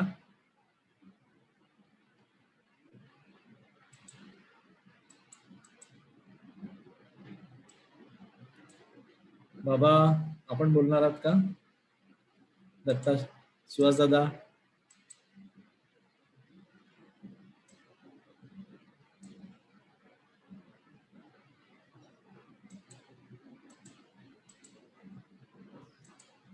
नाही नमस्कार. आता आपण सांगितल्याप्रमाणे आता सगळं झालेलं आहे. आता बोलणं म्हणजे त्याच्यामुळे फक्त एकच सांगेन, या पत्रामध्ये पंत महाराजांनी आपला देह आणि आत्मा हे दोन वेगळे आहेत हे परत एकदा ठासवलंय. ते म्हटलंय महाराजांनी की सुख दुःख मनाला होतात, त्रास शरीराला होतात, ते सगळं चालू राहील. तू स्वतः आत्म्याकडे लक्ष दे, आत्मानुभव दिलेला आहे. आणि ह्या दोन गोष्टी वेगळ्या आहेत. ह्या ज्या संसारामध्ये त्रास होतात ते आपल्याला ह्याच्यामुळेच होतात की सुख दुःख हे जे मनाला होतात त्याच्यामुळे. आणि तू वेगळा आहेस, तू असा तो अविनाशी आत्मा, याच्याकडेच लक्ष दे. ह्या दोन गोष्टी वेगळ्या करण्याचं स्पष्टीकरण दिलेलं आहे. श्री गुरुदेव दत्त. धन्यवाद बाबा. अजून कोणी बोलणार आहेत का?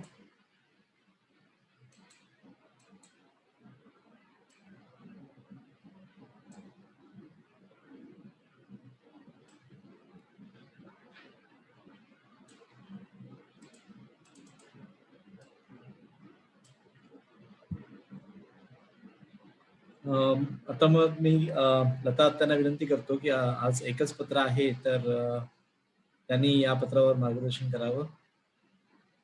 आत्या.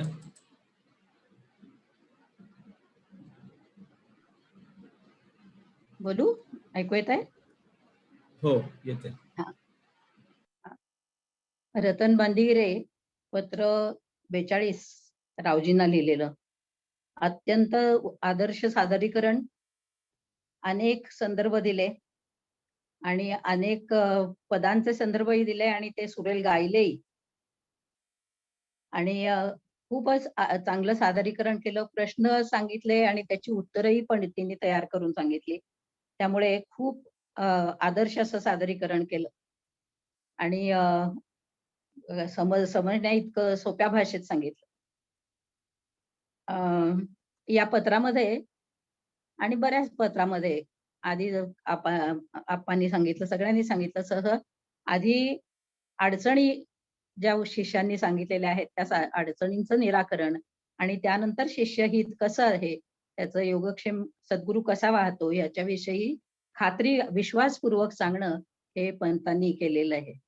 आणि त्यावर रतन, आबा, सुधीर, बबन, आप्पा, अभि आणि दिनेश सुर्वे या सगळ्यांनी अतिशय सुयोग्य मार्गदर्शन, नेहमीप्रमाणे सविस्तर मार्गदर्शन पण केले. त्यामुळे आजचं हे पत्र खूपच चांगलं सादर झालं. रतनला खरोखरच धन्यवाद. खूप छान, तिची भाषाही सुंदर आहे आणि बोलण्याचं तिचा हे खूप चांगला आहे, ढंगही चांगला आहे. आता याच्या पुढे आप्पा म्हणाले की हे सगळं नाटकच आहे, खरं तर इतकी सगळी पात्र आहेत. तर ही सगळी पात्र आता विश्वनाथापासून सुरुवात करूयात. विश्वनाथ नेहमीप्रमाणे सुंदर सूत्रसंचालन, संयमित सूत्रसंचालन. रतनने सादरीकरण केलं. आबा, सुधीर, बबन, आप्पा, अभि, दिनेश सुर्वे सगळ्यांनी आपलं मार्गदर्शन केलं. आता ह्याच्या शेवटी काय करायचं, तर शेवटचं पात्र मी आहे बहुतेक आज ना. त्यामुळे शेवटचं पात्र मी. तर शिष्यहिताची कळकळ, तळमळ असणारे, दाखवून त्यांचा योगक्षेम वाढणारे श्रीपंत महाराज, आपल्या अडचणी सांगून त्याचं निराकरण करून घेणारे रावजी, आणि त्यानंतर ते धन्यता मानत असावेत. रावजींना खरोखरच धन्यता वाटत असेल सगळ्या पत्रांवरून. आणि सगळी जी मंडळी आज जमली आहेत पत्र वाचन सादरीकरण या सत्राला, त्या सगळ्यांना रावजी समजून आता मी एक आरती म्हणते. या आजच्या पत्राला ती समर्पक असा आहे. श्री गुरुदेव दत्त. पुरविली माझी आरती दत्ता ओवाळू तुझ आरती, पुरविली माझी आरती, दत्ता ओवाळू तुझ आरती. काया ताट कर्ण निरांजन, 2686 नंबर आहे रे, 2686. काया ताट कर्ण निरांजन, भक्तिघृत ज्ञान ज्योती, दत्ता ओवाळू तुझ आरती, पुरविली माझी आरती, दत्ता ओवाळू तुझ आरती. ब्रह्मात्मैक्य दीप्ती उजळली, ब्रह्मात्मैक्य दीप्ती उजळली, दाविली निज स्थिती, दाविली निज स्थिती, दत्ता ओवाळू तुझ आरती, पुरविली माझी आरती, दत्ता ओवाळू तुझ आरती. द्वैताद्वैत ओवाळूनी, द्वैताद्वैत ओवाळूनी, दत्त प्रेम रती, दत्ता ओवाळू तुझ आरती, पुरविली माझी आरती, दत्ता ओवाळू तुझ आरती. श्री गुरुदेव दत्त. आजच्या ह्या पत्राचा सगळा जो गाभा आहे तो ह्या आरतीमध्ये आहे असं मला वाटतंय. की काया ताट कर्ण निरांजन, भक्तिघृत ज्ञानज्योती, ब्रह्मात्मैक्य दीप्ती उजळली. आत्मब्रह्मैक्य ब्रह्मैक्य भाव दृढ करीत संसाराची उपरती वाढवीत जावे असं जे सांगितलंय ते ह्याच्यामधून स्पष्ट झालं. आणि जे सगळं मनातलं द्वैत आहे ते द्वैत निघून गेलं रावजींच्या, आणि त्यामुळे दत्ताला प्रेमारती केली. अशी ही आरती, या आरतीने आपण आजचं सत्र पूर्ण करूयात. याच्या पुढे आणखीन काही असेल तर बघूयात. श्री गुरुदेव दत्त.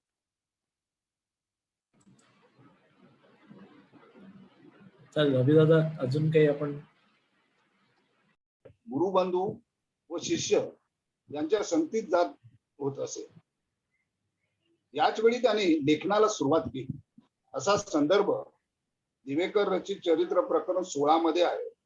त्याच्यामुळे हे नियम तयार झाले. त्यानुसार त्यांनी तारीख 12/1/83 रोजी पंतांनी आपले गुरुबंधू, शिष्य व भक्त आणि इतर तरुण व होतकरू मंडळी यांच्या वर्तनाचे नियम घालून दिले आहेत. स्फुटलेख भाग 1 मध्ये लेखांक 6 मध्ये हे सगळे नियम आहेत. तेव्हापासूनच आपल्या अनुयायांचे वर्तन न्याय, नीती व धर्म यांच्या विरुद्ध न होता त्यांचे शील वर्तन चांगले राहून व भक्तीची वाढ होऊन स्वानुभवाचे भरपूर माप त्यांच्या पदरी पडेल अशा बद्दल ते फार काळजी घेऊ लागले होते. वरील संदर्भ सुद्धा दिवेकर रचित चरित्र प्रकरण 18 मध्ये दिलेला आहे. अशा प्रकारे हे नियम तयार झालेले आहे. कारण स्फुटीकरण झाल्यानंतर काही लोकांच्या मध्ये असा गैरसमज झाला की सद्गुरूने आपल्याला काहीही करू नको म्हणून सांगितलेलं आहे. म्हणजेच काय की ते आपल्या मनाप्रमाणे वागायला लागले. तर हे ज्यावेळी त्यांना झालं त्यावेळी त्यांना मला वाटतं की खूप अंतकरणातून त्रास होऊ झाला असेल, म्हणून हे नियम सगळीकडे आले. नियम तर सगळ्या संस्थांमध्ये असतातच, परंतु हे स्पेसिफिक नियम जे केलेले आहेत आणि हा जो पहिला नियम आला तो त्याच्यामुळेच आलेला दिसतो. तर या नियमाचं असं आहे की आपण सर्व गुरुपुत्रांनी आपण ज्या समाजात वावरत असतो त्या समाजात असणारे नियम व नीती यांच्या विरुद्ध कधीही आचरण करू नये. ज्याच्यामुळे आपल्याबद्दल समाजात वाईट वर्तणुकीमुळे समाजात गैरसमज तेढ निर्माण होणार नाही व समाजात असंतोष निर्माण होणार. तसेच अशा आचरणाने आपले नुकसान होणार. आता एका परागात पंत महाराज म्हणतात की गुरुला बट्टा आणण्याजोगी शिष्याची वर्तणूक असू नये. त्यामुळे हे असे नियम झालेत आणि हा नियम त्यामुळेच पहिला आला असावा असा माझा अभ्यास आहे. श्री गुरुदेव दत्त.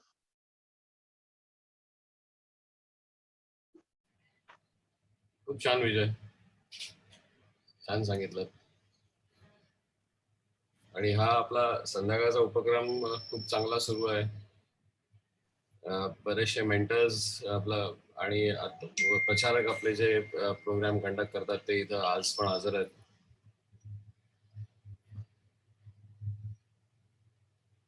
त्याच्या पुढे जे आपले आहेत त्याच्यापैकी कोणी आहेत का आज आपल्याकडे? नाशिकचं आहे, नाशिकचं कोण आपल्याकडे रेग्युलर अभ्यास करणारा नाही वाटतं अजूनही. नाशिक आणि नंतर आपलं त्याच्यानंतर पुढे नाशिक नंतर नाशिक आणि 20 तारखेला भोसरीला आहे. 20 तारखेला आहे. हो हो, हो. आम्ही खूप उत्सुक आहोत ऐकायला. तिकडची सगळी मंडळी जमतील, खूप छान. श्रीराम भावसार जे आहेत आपल्या बरोबर आता, ते पण त्याच भागात असतात तिथं. हो, भावसार आहेत. हो, श्रीराम तुम्ही जॉईन व्हा, तुम्ही काहीतरी त्यांना काहीतरी त्यात पार्ट द्या. त्यामुळे ते भजन पण करतात, अभ्यासही करतात. एखादा तो आरती किंवा धावा ते म्हणू शकतील. भावसार मला जरा संपर्कात राहा, माझ्याशी संपर्क करायला सांगा. हो, आणि श्रीरामचे अजून जळगावची बरीच मंडळी त्या भागामध्ये आहेत, नाशिकचे आहेत. नाशिकचे तामखाने मायामध्ये त्या भागात राहतात. आमच्या भागामध्ये? हा, कारण म्हणजे आपले सुधीर काका त्या भागातच राहतात ना तुमच्या एरियात? हो, नाही तिकडं सुधीर तामखाने असतात तिकडे जवळ. सुधीर पंत बाळेकुंद्री. सुधीर पंत ते पिंपरी चिंचवडकडे येते, ते निगडी प्राधिकरण. आपल्या तेंडुलकरना पण बोलवा त्याविषयी. तेंडुलकरना काल बोललोय मी. ते म्हटले मला माझ्या शेड्यूल मध्ये वेळ असेल तर येतो. तर त्याला म्हटलं वेळ काढ तू, महिन्यातून एकच दिवस आहे. हो बरोबर आहे, एकदम बरोबर आहे. सदाशिव भोसलेंनी हात दाखवत आहे का तिथं?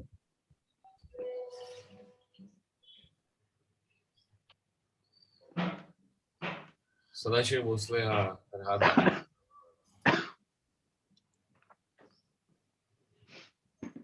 भोसले दादा अनम्यूट करा.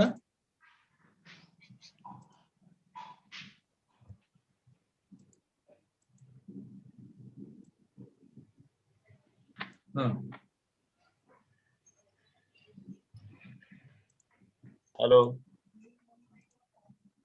बोला बोला. खूप छान. आज पत्रावरती रतन भांदिगरे आणि आबा कसाळे आणि सुधीर वैद काकांनी पण चांगल्या सुंदर प्रकारचं मनोदय आपलं व्यक्त केलेलं आहे. अगदी एका शब्दाचं विश्लेषण झालेलं आहे.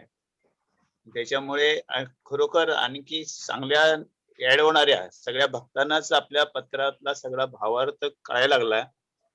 खरोखर ही प्रार्थना म्हणजे पूर्ण प्रेरणादायी आहे असं सगळ्यांचं मत आहे. असंच असू द्या आणि आपल्याला त्याच्यामध्ये लाभ घेता यावा वेळेनुसार, हीच खरोखर सदिच्छा आहे. खूप छान, सगळ्यांनी चांगल्या प्रकारे बोललेत आणि हा उपक्रम सातत्याने असाच चालू राहावा अशी पंतचरणी प्रार्थना.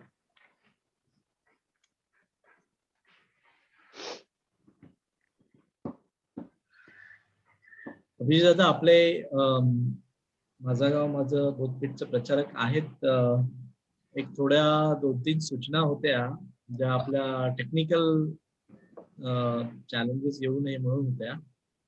एक तर म्हणजे आपण कार्यक्रमाच्या आधी त्यांच्याशी कनेक्ट करूच, पण जनरली बघितलंय की एकाच घरातून 2 ठिकाणावर 2 कनेक्शन्स ने कनेक्ट होतात मोबाईलने, मग त्याने एको येतो.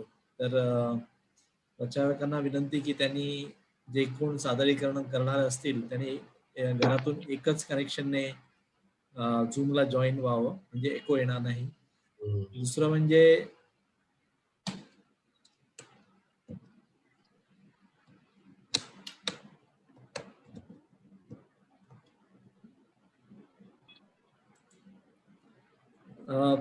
आपलं लिस्ट जी असते पूर्ण कार्यक्रमाची. काल संजय राऊतांनी फोन केला होता मला, छान सुधारणा त्यांनी सांगितलेल्या आहेत.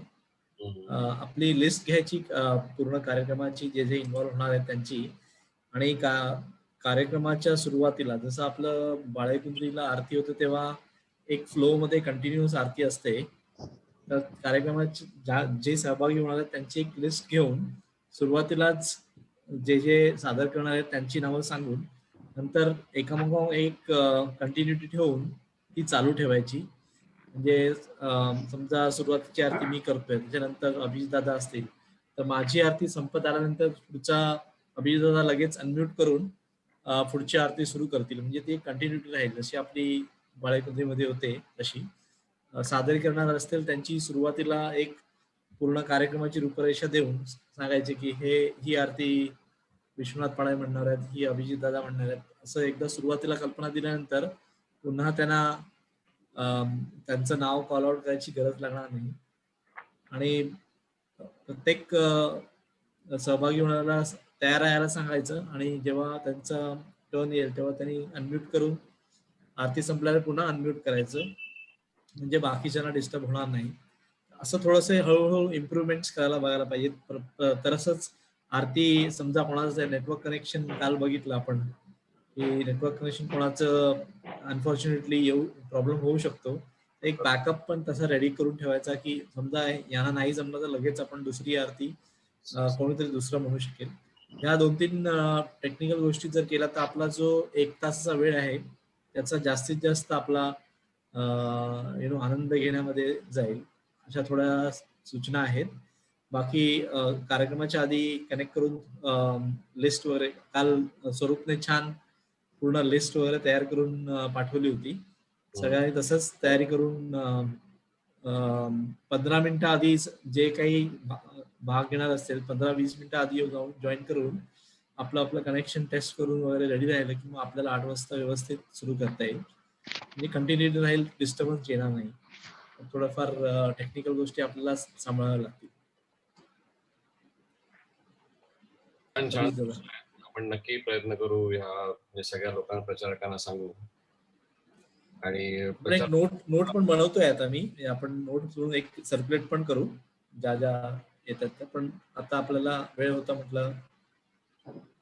आणि सगळी मंडळी बरीचशी नॉन टेक्निकल असतात, पटापट ते ऑन करून हे करायचं, कारण आपण सगळ्यांना असतं परत त्यांना ऑन करून थोडंसं.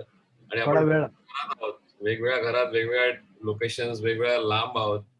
काय काय घर तर माझ्यामध्ये 50 किलोमीटर लांब सुद्धा असेल एक घर दुसरं घर. काल तर आपण पाहिलं की बाबू डोकरेंच्या मुली तर गावी होत्या, तिकडनं म्हटली. सहभाग घ्यायचा उत्साह केवढा आहे सगळ्यांचा. आणि होणार ते हळूहळू होऊन घेणार. आपण त्यांना तसं सूचना दिल्यानंतर पुढच्या महिन्यात अजून सुधारणा असं होत ते छान होत जाईल. खूप छान. आणि everyone is trying and everyone wants to get involved. That is very good sign. आणि तो वेळ खूप छान सार्थक झाला, कारण मला एका सांगितलं की अरे मी टीव्ही सिरियल बघत होतो त्यावेळेला. मला खूप बरं वाटलं की तो टीव्ही सिरियल माझ्याकडनं सुटलं आणि मी इथे जॉईन झालो. म्हटलं काय काय आनंद, काय लोकांना कुठला आनंद असतो काही सांगता येत नाही.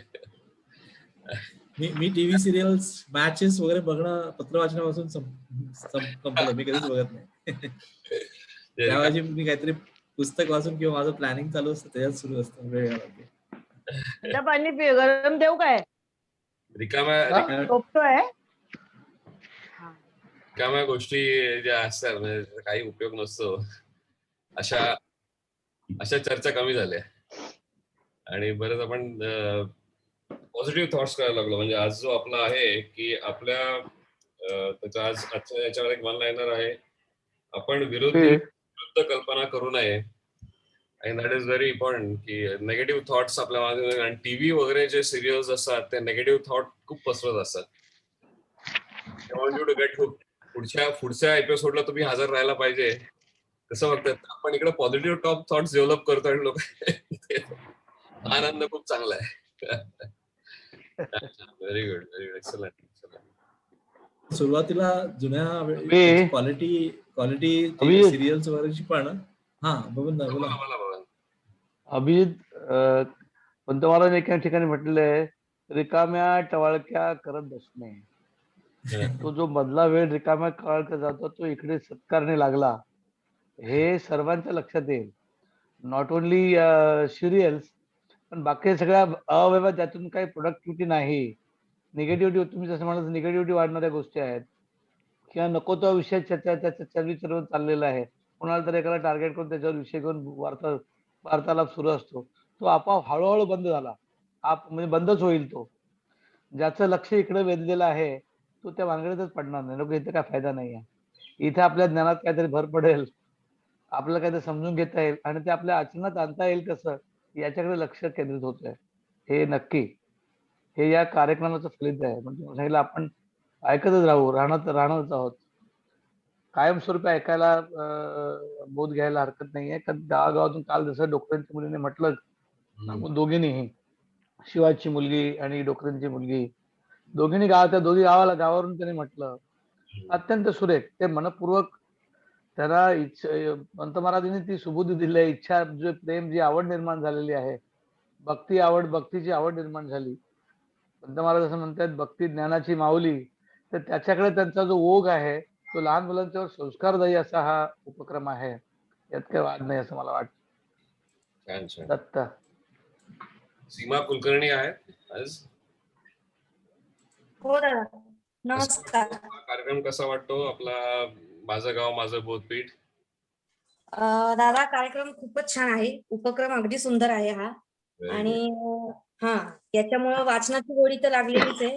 आणि आता एकाच नियमावर प्रत्येक गावातले लोक जे आपलं मत मांडतायत, त्यातनं नेमकं पंत महाराजांना काय सांगायचंय हे त्यातनं समजत गेलेलं आहे.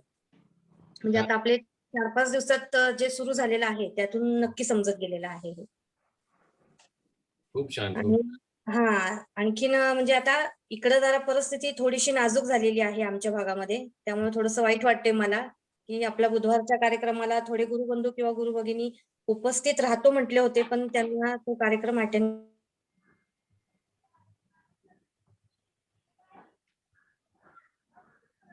आपल्या उपक्रमामध्ये सादरीकरण करणार आहोत. बाकी उपक्रम खूप छान चालू आहे. खूप छान, खूप छान. समर्थ कांबळे आहेत का आपले तुमच्या भागातले? हो, आहेत. ऍक्च्युली दादा कसं झालंय, तो आता कोविड सेंटर मध्ये आहे आणि डे आणि नाईट दोन्ही ड्युटी असल्यामुळे त्याला थोडं भाग घेता येत नाही. तो मगाशी जॉईन झाला होता का, काल होता का, पहिले होता का? काल झाला असेल तो जॉईन. काल जॉईन झालं. काल झाला असेल तो. Very good, very good, excellent. बाकी तुमच्याकडे तिथं कार्यक्रम सुरू असतात ना, म्हणजे त्या मंदिरात वगैरे पूर्वी जेव्हा बंद व्हायच्या आधी, तिथं मंदिरात कोण बघतं तिकडं? इथं पंत मंदिरात माझे सासरेच बघतात. आता त्यांची तब्येत ठीक नसल्यामुळे बाकीचे गुरुबंधू वगैरे जाऊन आरती वगैरे करतात. पण आता कडक लॉकडाऊन असल्यामुळे थोडस बंद झालंय सगळं, कारण निपाणी भागामध्ये पेशंटही खूपच झालेले आहेत. तरी आहेत वगैरे पण प्रचंड आहेत आमच्याकडे. हो, इकडं तर एवढी प्रचंड आहेत, पण संख्या जास्ती आहे ना, लोकसंख्या इथं. हो, ऑक्सिजन मिळत नाही, असं इथं तर एवढी भयानक परिस्थिती आहे आमच्या भागामध्ये. हा जो तासाभराचा आनंद एवढा छान वाटतो की बस बाकीचं तर लक्ष जाऊन, एक्स्पेशली टीव्हीचं जे लक्ष असतं ना, टीव्हीवरचं ते न्यूज सारखे सांगत असतात, तो बंद करून हे लावून ठेवलं की बरं वाटतं. हो, छान छान, ऐकायला खूप बरं वाटतं. खूप छान, खूप छान, छान सल्ला बोलला. आदित्य कडू. बोला दादा. काय म्हणतात डिजिटल तुमचं? डिजिटलचं आता आपलं जे विवाह सोहळा आहे 27 ला, त्याची आम्ही सगळी पूर्वतयारीच्या मागे लागतोय. अरे म्हणजे वा. आपल्याला दोन तीन प्रोमो तयार करायचे आहेत. रोहन दादा म्हणाले की राजू काका किंवा संजू सांगायचे. काकांचं एक काय आहे? आवाहन करतायत आनंद ते बघायचा. व्हिडिओ. हा, असं व्हिडिओ शेड्यूल एक मध्ये किती आपण माणसं बघायची प्रीमियर करणार जमतील आहोत. का तुला? हा, हा, हा. आणि मी सुधीर वैद्यांना आणि आबांना एक स्क्रिप्ट पाठवली आहे. म्हणजे आबांना पाठवायची आहे, ती पाठवतो. कारण पंतविवाह सोहळा हे व्यवस्थित एक ड्राफ्ट तयार केलेला आहे. तो ड्राफ्ट त्यांच्याकडून चेक करून घेतो, आपांकडून एक चेक करून घेतो, आणि मग आम्ही तो त्याच्यावर अपलोड करतो फेसबुकवर वगैरे. आपल्या ज्या सोशल हँडलिंग साईट्स आहेत त्याच्यावर. म्हणजे रोहन दादांची कन्सेप्ट आहे की आपण आधी एक प्रोमो तयार करूया की 27 तारखेला आपला विवाह सोहळा होता. म्हणजे आपण 17 तारखेपासून ते प्रोमो अपलोडिंग करत आहोत. म्हणजे 27 मे रोजी सकाळी 10 ते 1 वाजल्यापासून असं आपल्याला एक ड्राफ्ट म्हणजे एक इमेज तयार करायची पंतविवाह सोहळ्याची. Very good, very good. आपल्याला विश्वनाथ, आपण 3 दिवस शिबिर घेणार आहोत. त्याचे विषय फायनल करायचे आहेत की त्या शिबिरामध्ये आपण कुठल्या विषयांचा विचार अभ्यास करायचा, कुठल्या विषयांवर अभ्यास करायचा. त्यात सुधीर, लता आत्या, आप्पा, आबासाहेब कशाळे यांनी सांगावं की आपण कुठले विषय घ्यावे. कारण आपल्याला अजून 10 दिवस सुरू करा, म्हणजे अभ्यास करायला 10 दिवस मिळतील. तर उद्यापर्यंत आपण हा निर्णय घेऊन टाकू की कोणी काय अभ्यास करायचा आणि कोण वक्ता प्रेझेंट करणार ते. कारण त्या वक्त्याला 10 दिवस मिळतील अभ्यासाला. हे आपण तातडीने आज आणि उद्याच्या आपल्या सेशन मध्ये हे आपल्याला ठरवायला पाहिजे. फार महत्वाचं आहे आपल्याला की आपण शिबिरात काय विषय घ्यायचा आणि तो कोणी प्रेझेंट करायचा हे आताच ठरवावं लागेल आपल्याला उद्या. छान. I think we have done for today. खूप छान. उद्या सकाळी 6:45 वाजताच भेटूया आपण सगळे. कारण आपली आरती 7 ला सुरू होते, पण आपण 6:45 वाजता लॉग इन होऊ सगळे. विश्वनाथ, मी तुम्हाला रिक्वेस्ट करतो, आपलं उद्याची लिंक तयार झाली नसेल तर ती 6:45 ची लिंक ठेवा. म्हणजे लोकांना असं वाटलं 8 म्हटलं की 8 ला ते लॉग इन होतात. आज लवकरच लिंक पाठवून द्यावे, म्हणजे त्यांना कल्पना असेल. मी सुधाकर दादांशी बोलणं झालंय ना? म्हणजे हो, झालंय. ओके. तोच मला की 6:45 लाच अभिजित असतील सगळे तिथे. ओके. ते आपल्याला ऐकू येईल. पहिल्या छान होईल ते आरती, आणि नंतर मग आपलं पत्रवाचन सुरू होईल. एक छान फ्लो होईल तो. आणि मॅक्झिमम लोकांना विनंती करू की इथपर्यंत थांबावं पत्रवाचन ऐकायला आणि पुढची चर्चा. पण उद्यापर्यंत म्हणजे आय रिक्वेस्ट लता, त्या आप्पा, सुधीर यांना की ते विषय ठरवून टाका, आणि ते आपण माणसं म्हणजे कोण अभ्यास करणारी मुलं प्रेझेंट करणारी त्याची नावं ठरवून टाकू. कारण त्यांना आपल्याला 10 दिवस तरी द्यावे लागतील अभ्यासात. हा, मला काय वाटतं, या शिबिरामध्ये आपण असंच परत कुठला विषय देऊन किंवा स्फुटलेख वगैरे याच्यावरच देऊन सगळ्यांना सांगण्यापेक्षा कीर्तन, प्रवचन किंवा असं काहीतरी म्हणजे नाट्याभिनय वगैरे असं काही असेल तर तसं करावं. तर बाकी सगळ्यांना मग ते विचार, म्हणजे 2-3 जणांची कीर्तनं ठेवता येतील, एखादं प्रवचन ठेवता येईल, असं परत विषय देऊन परत त्यांनी काय करायचं. कीर्तनाला 1-1 तास जर आपण दिला, अलॉट केला, सगळ्यांनीच विचार करूयात ह्याच्यावरती. आप्पांची पण काही नॉव्हेल आयडिया असेल तर ते. आप्पा आहेत का? आहे. काय वाटतं आप्पा, काय करावं?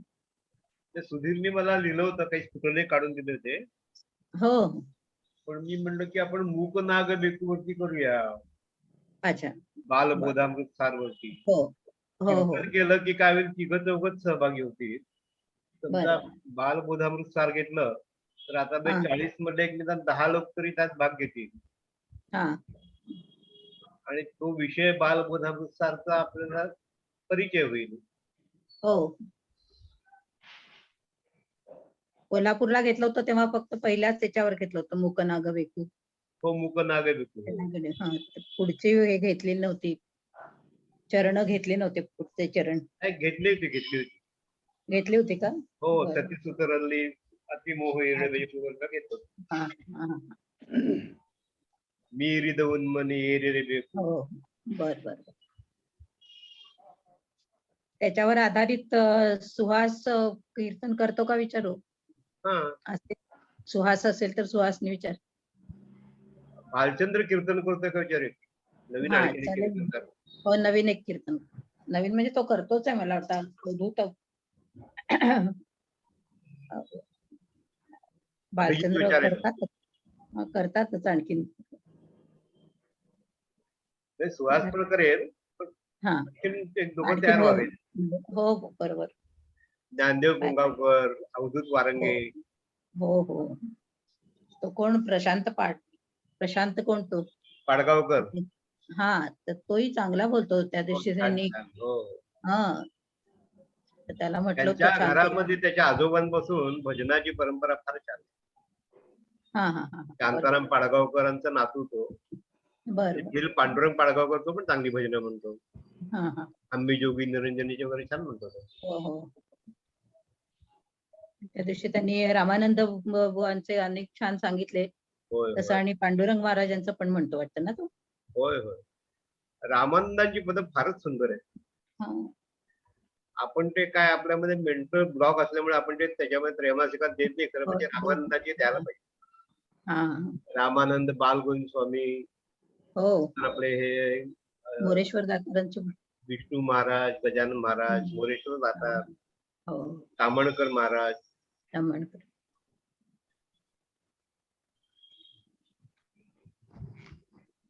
आपण असं ठरवूया की हा, कीर्तन एक दोघं तिघं करतील आणि बाकीचे मग मुकनाग बेपूरती बोलतील. सगळं ठरवूया काय. हो.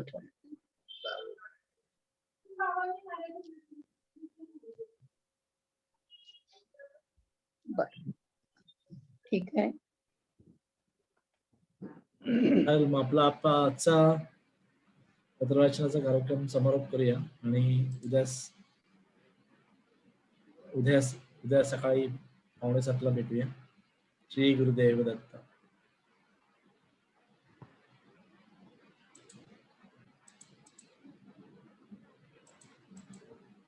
विश्वनाथ, वृंदा आहे का रे? वृंदा नाही आहे. हा, बर, फोन करायला नंतर करते मी. सांगतो. फोन हो, करते तिला. ओके, चालेल. श्री गुरुदेव दत्त.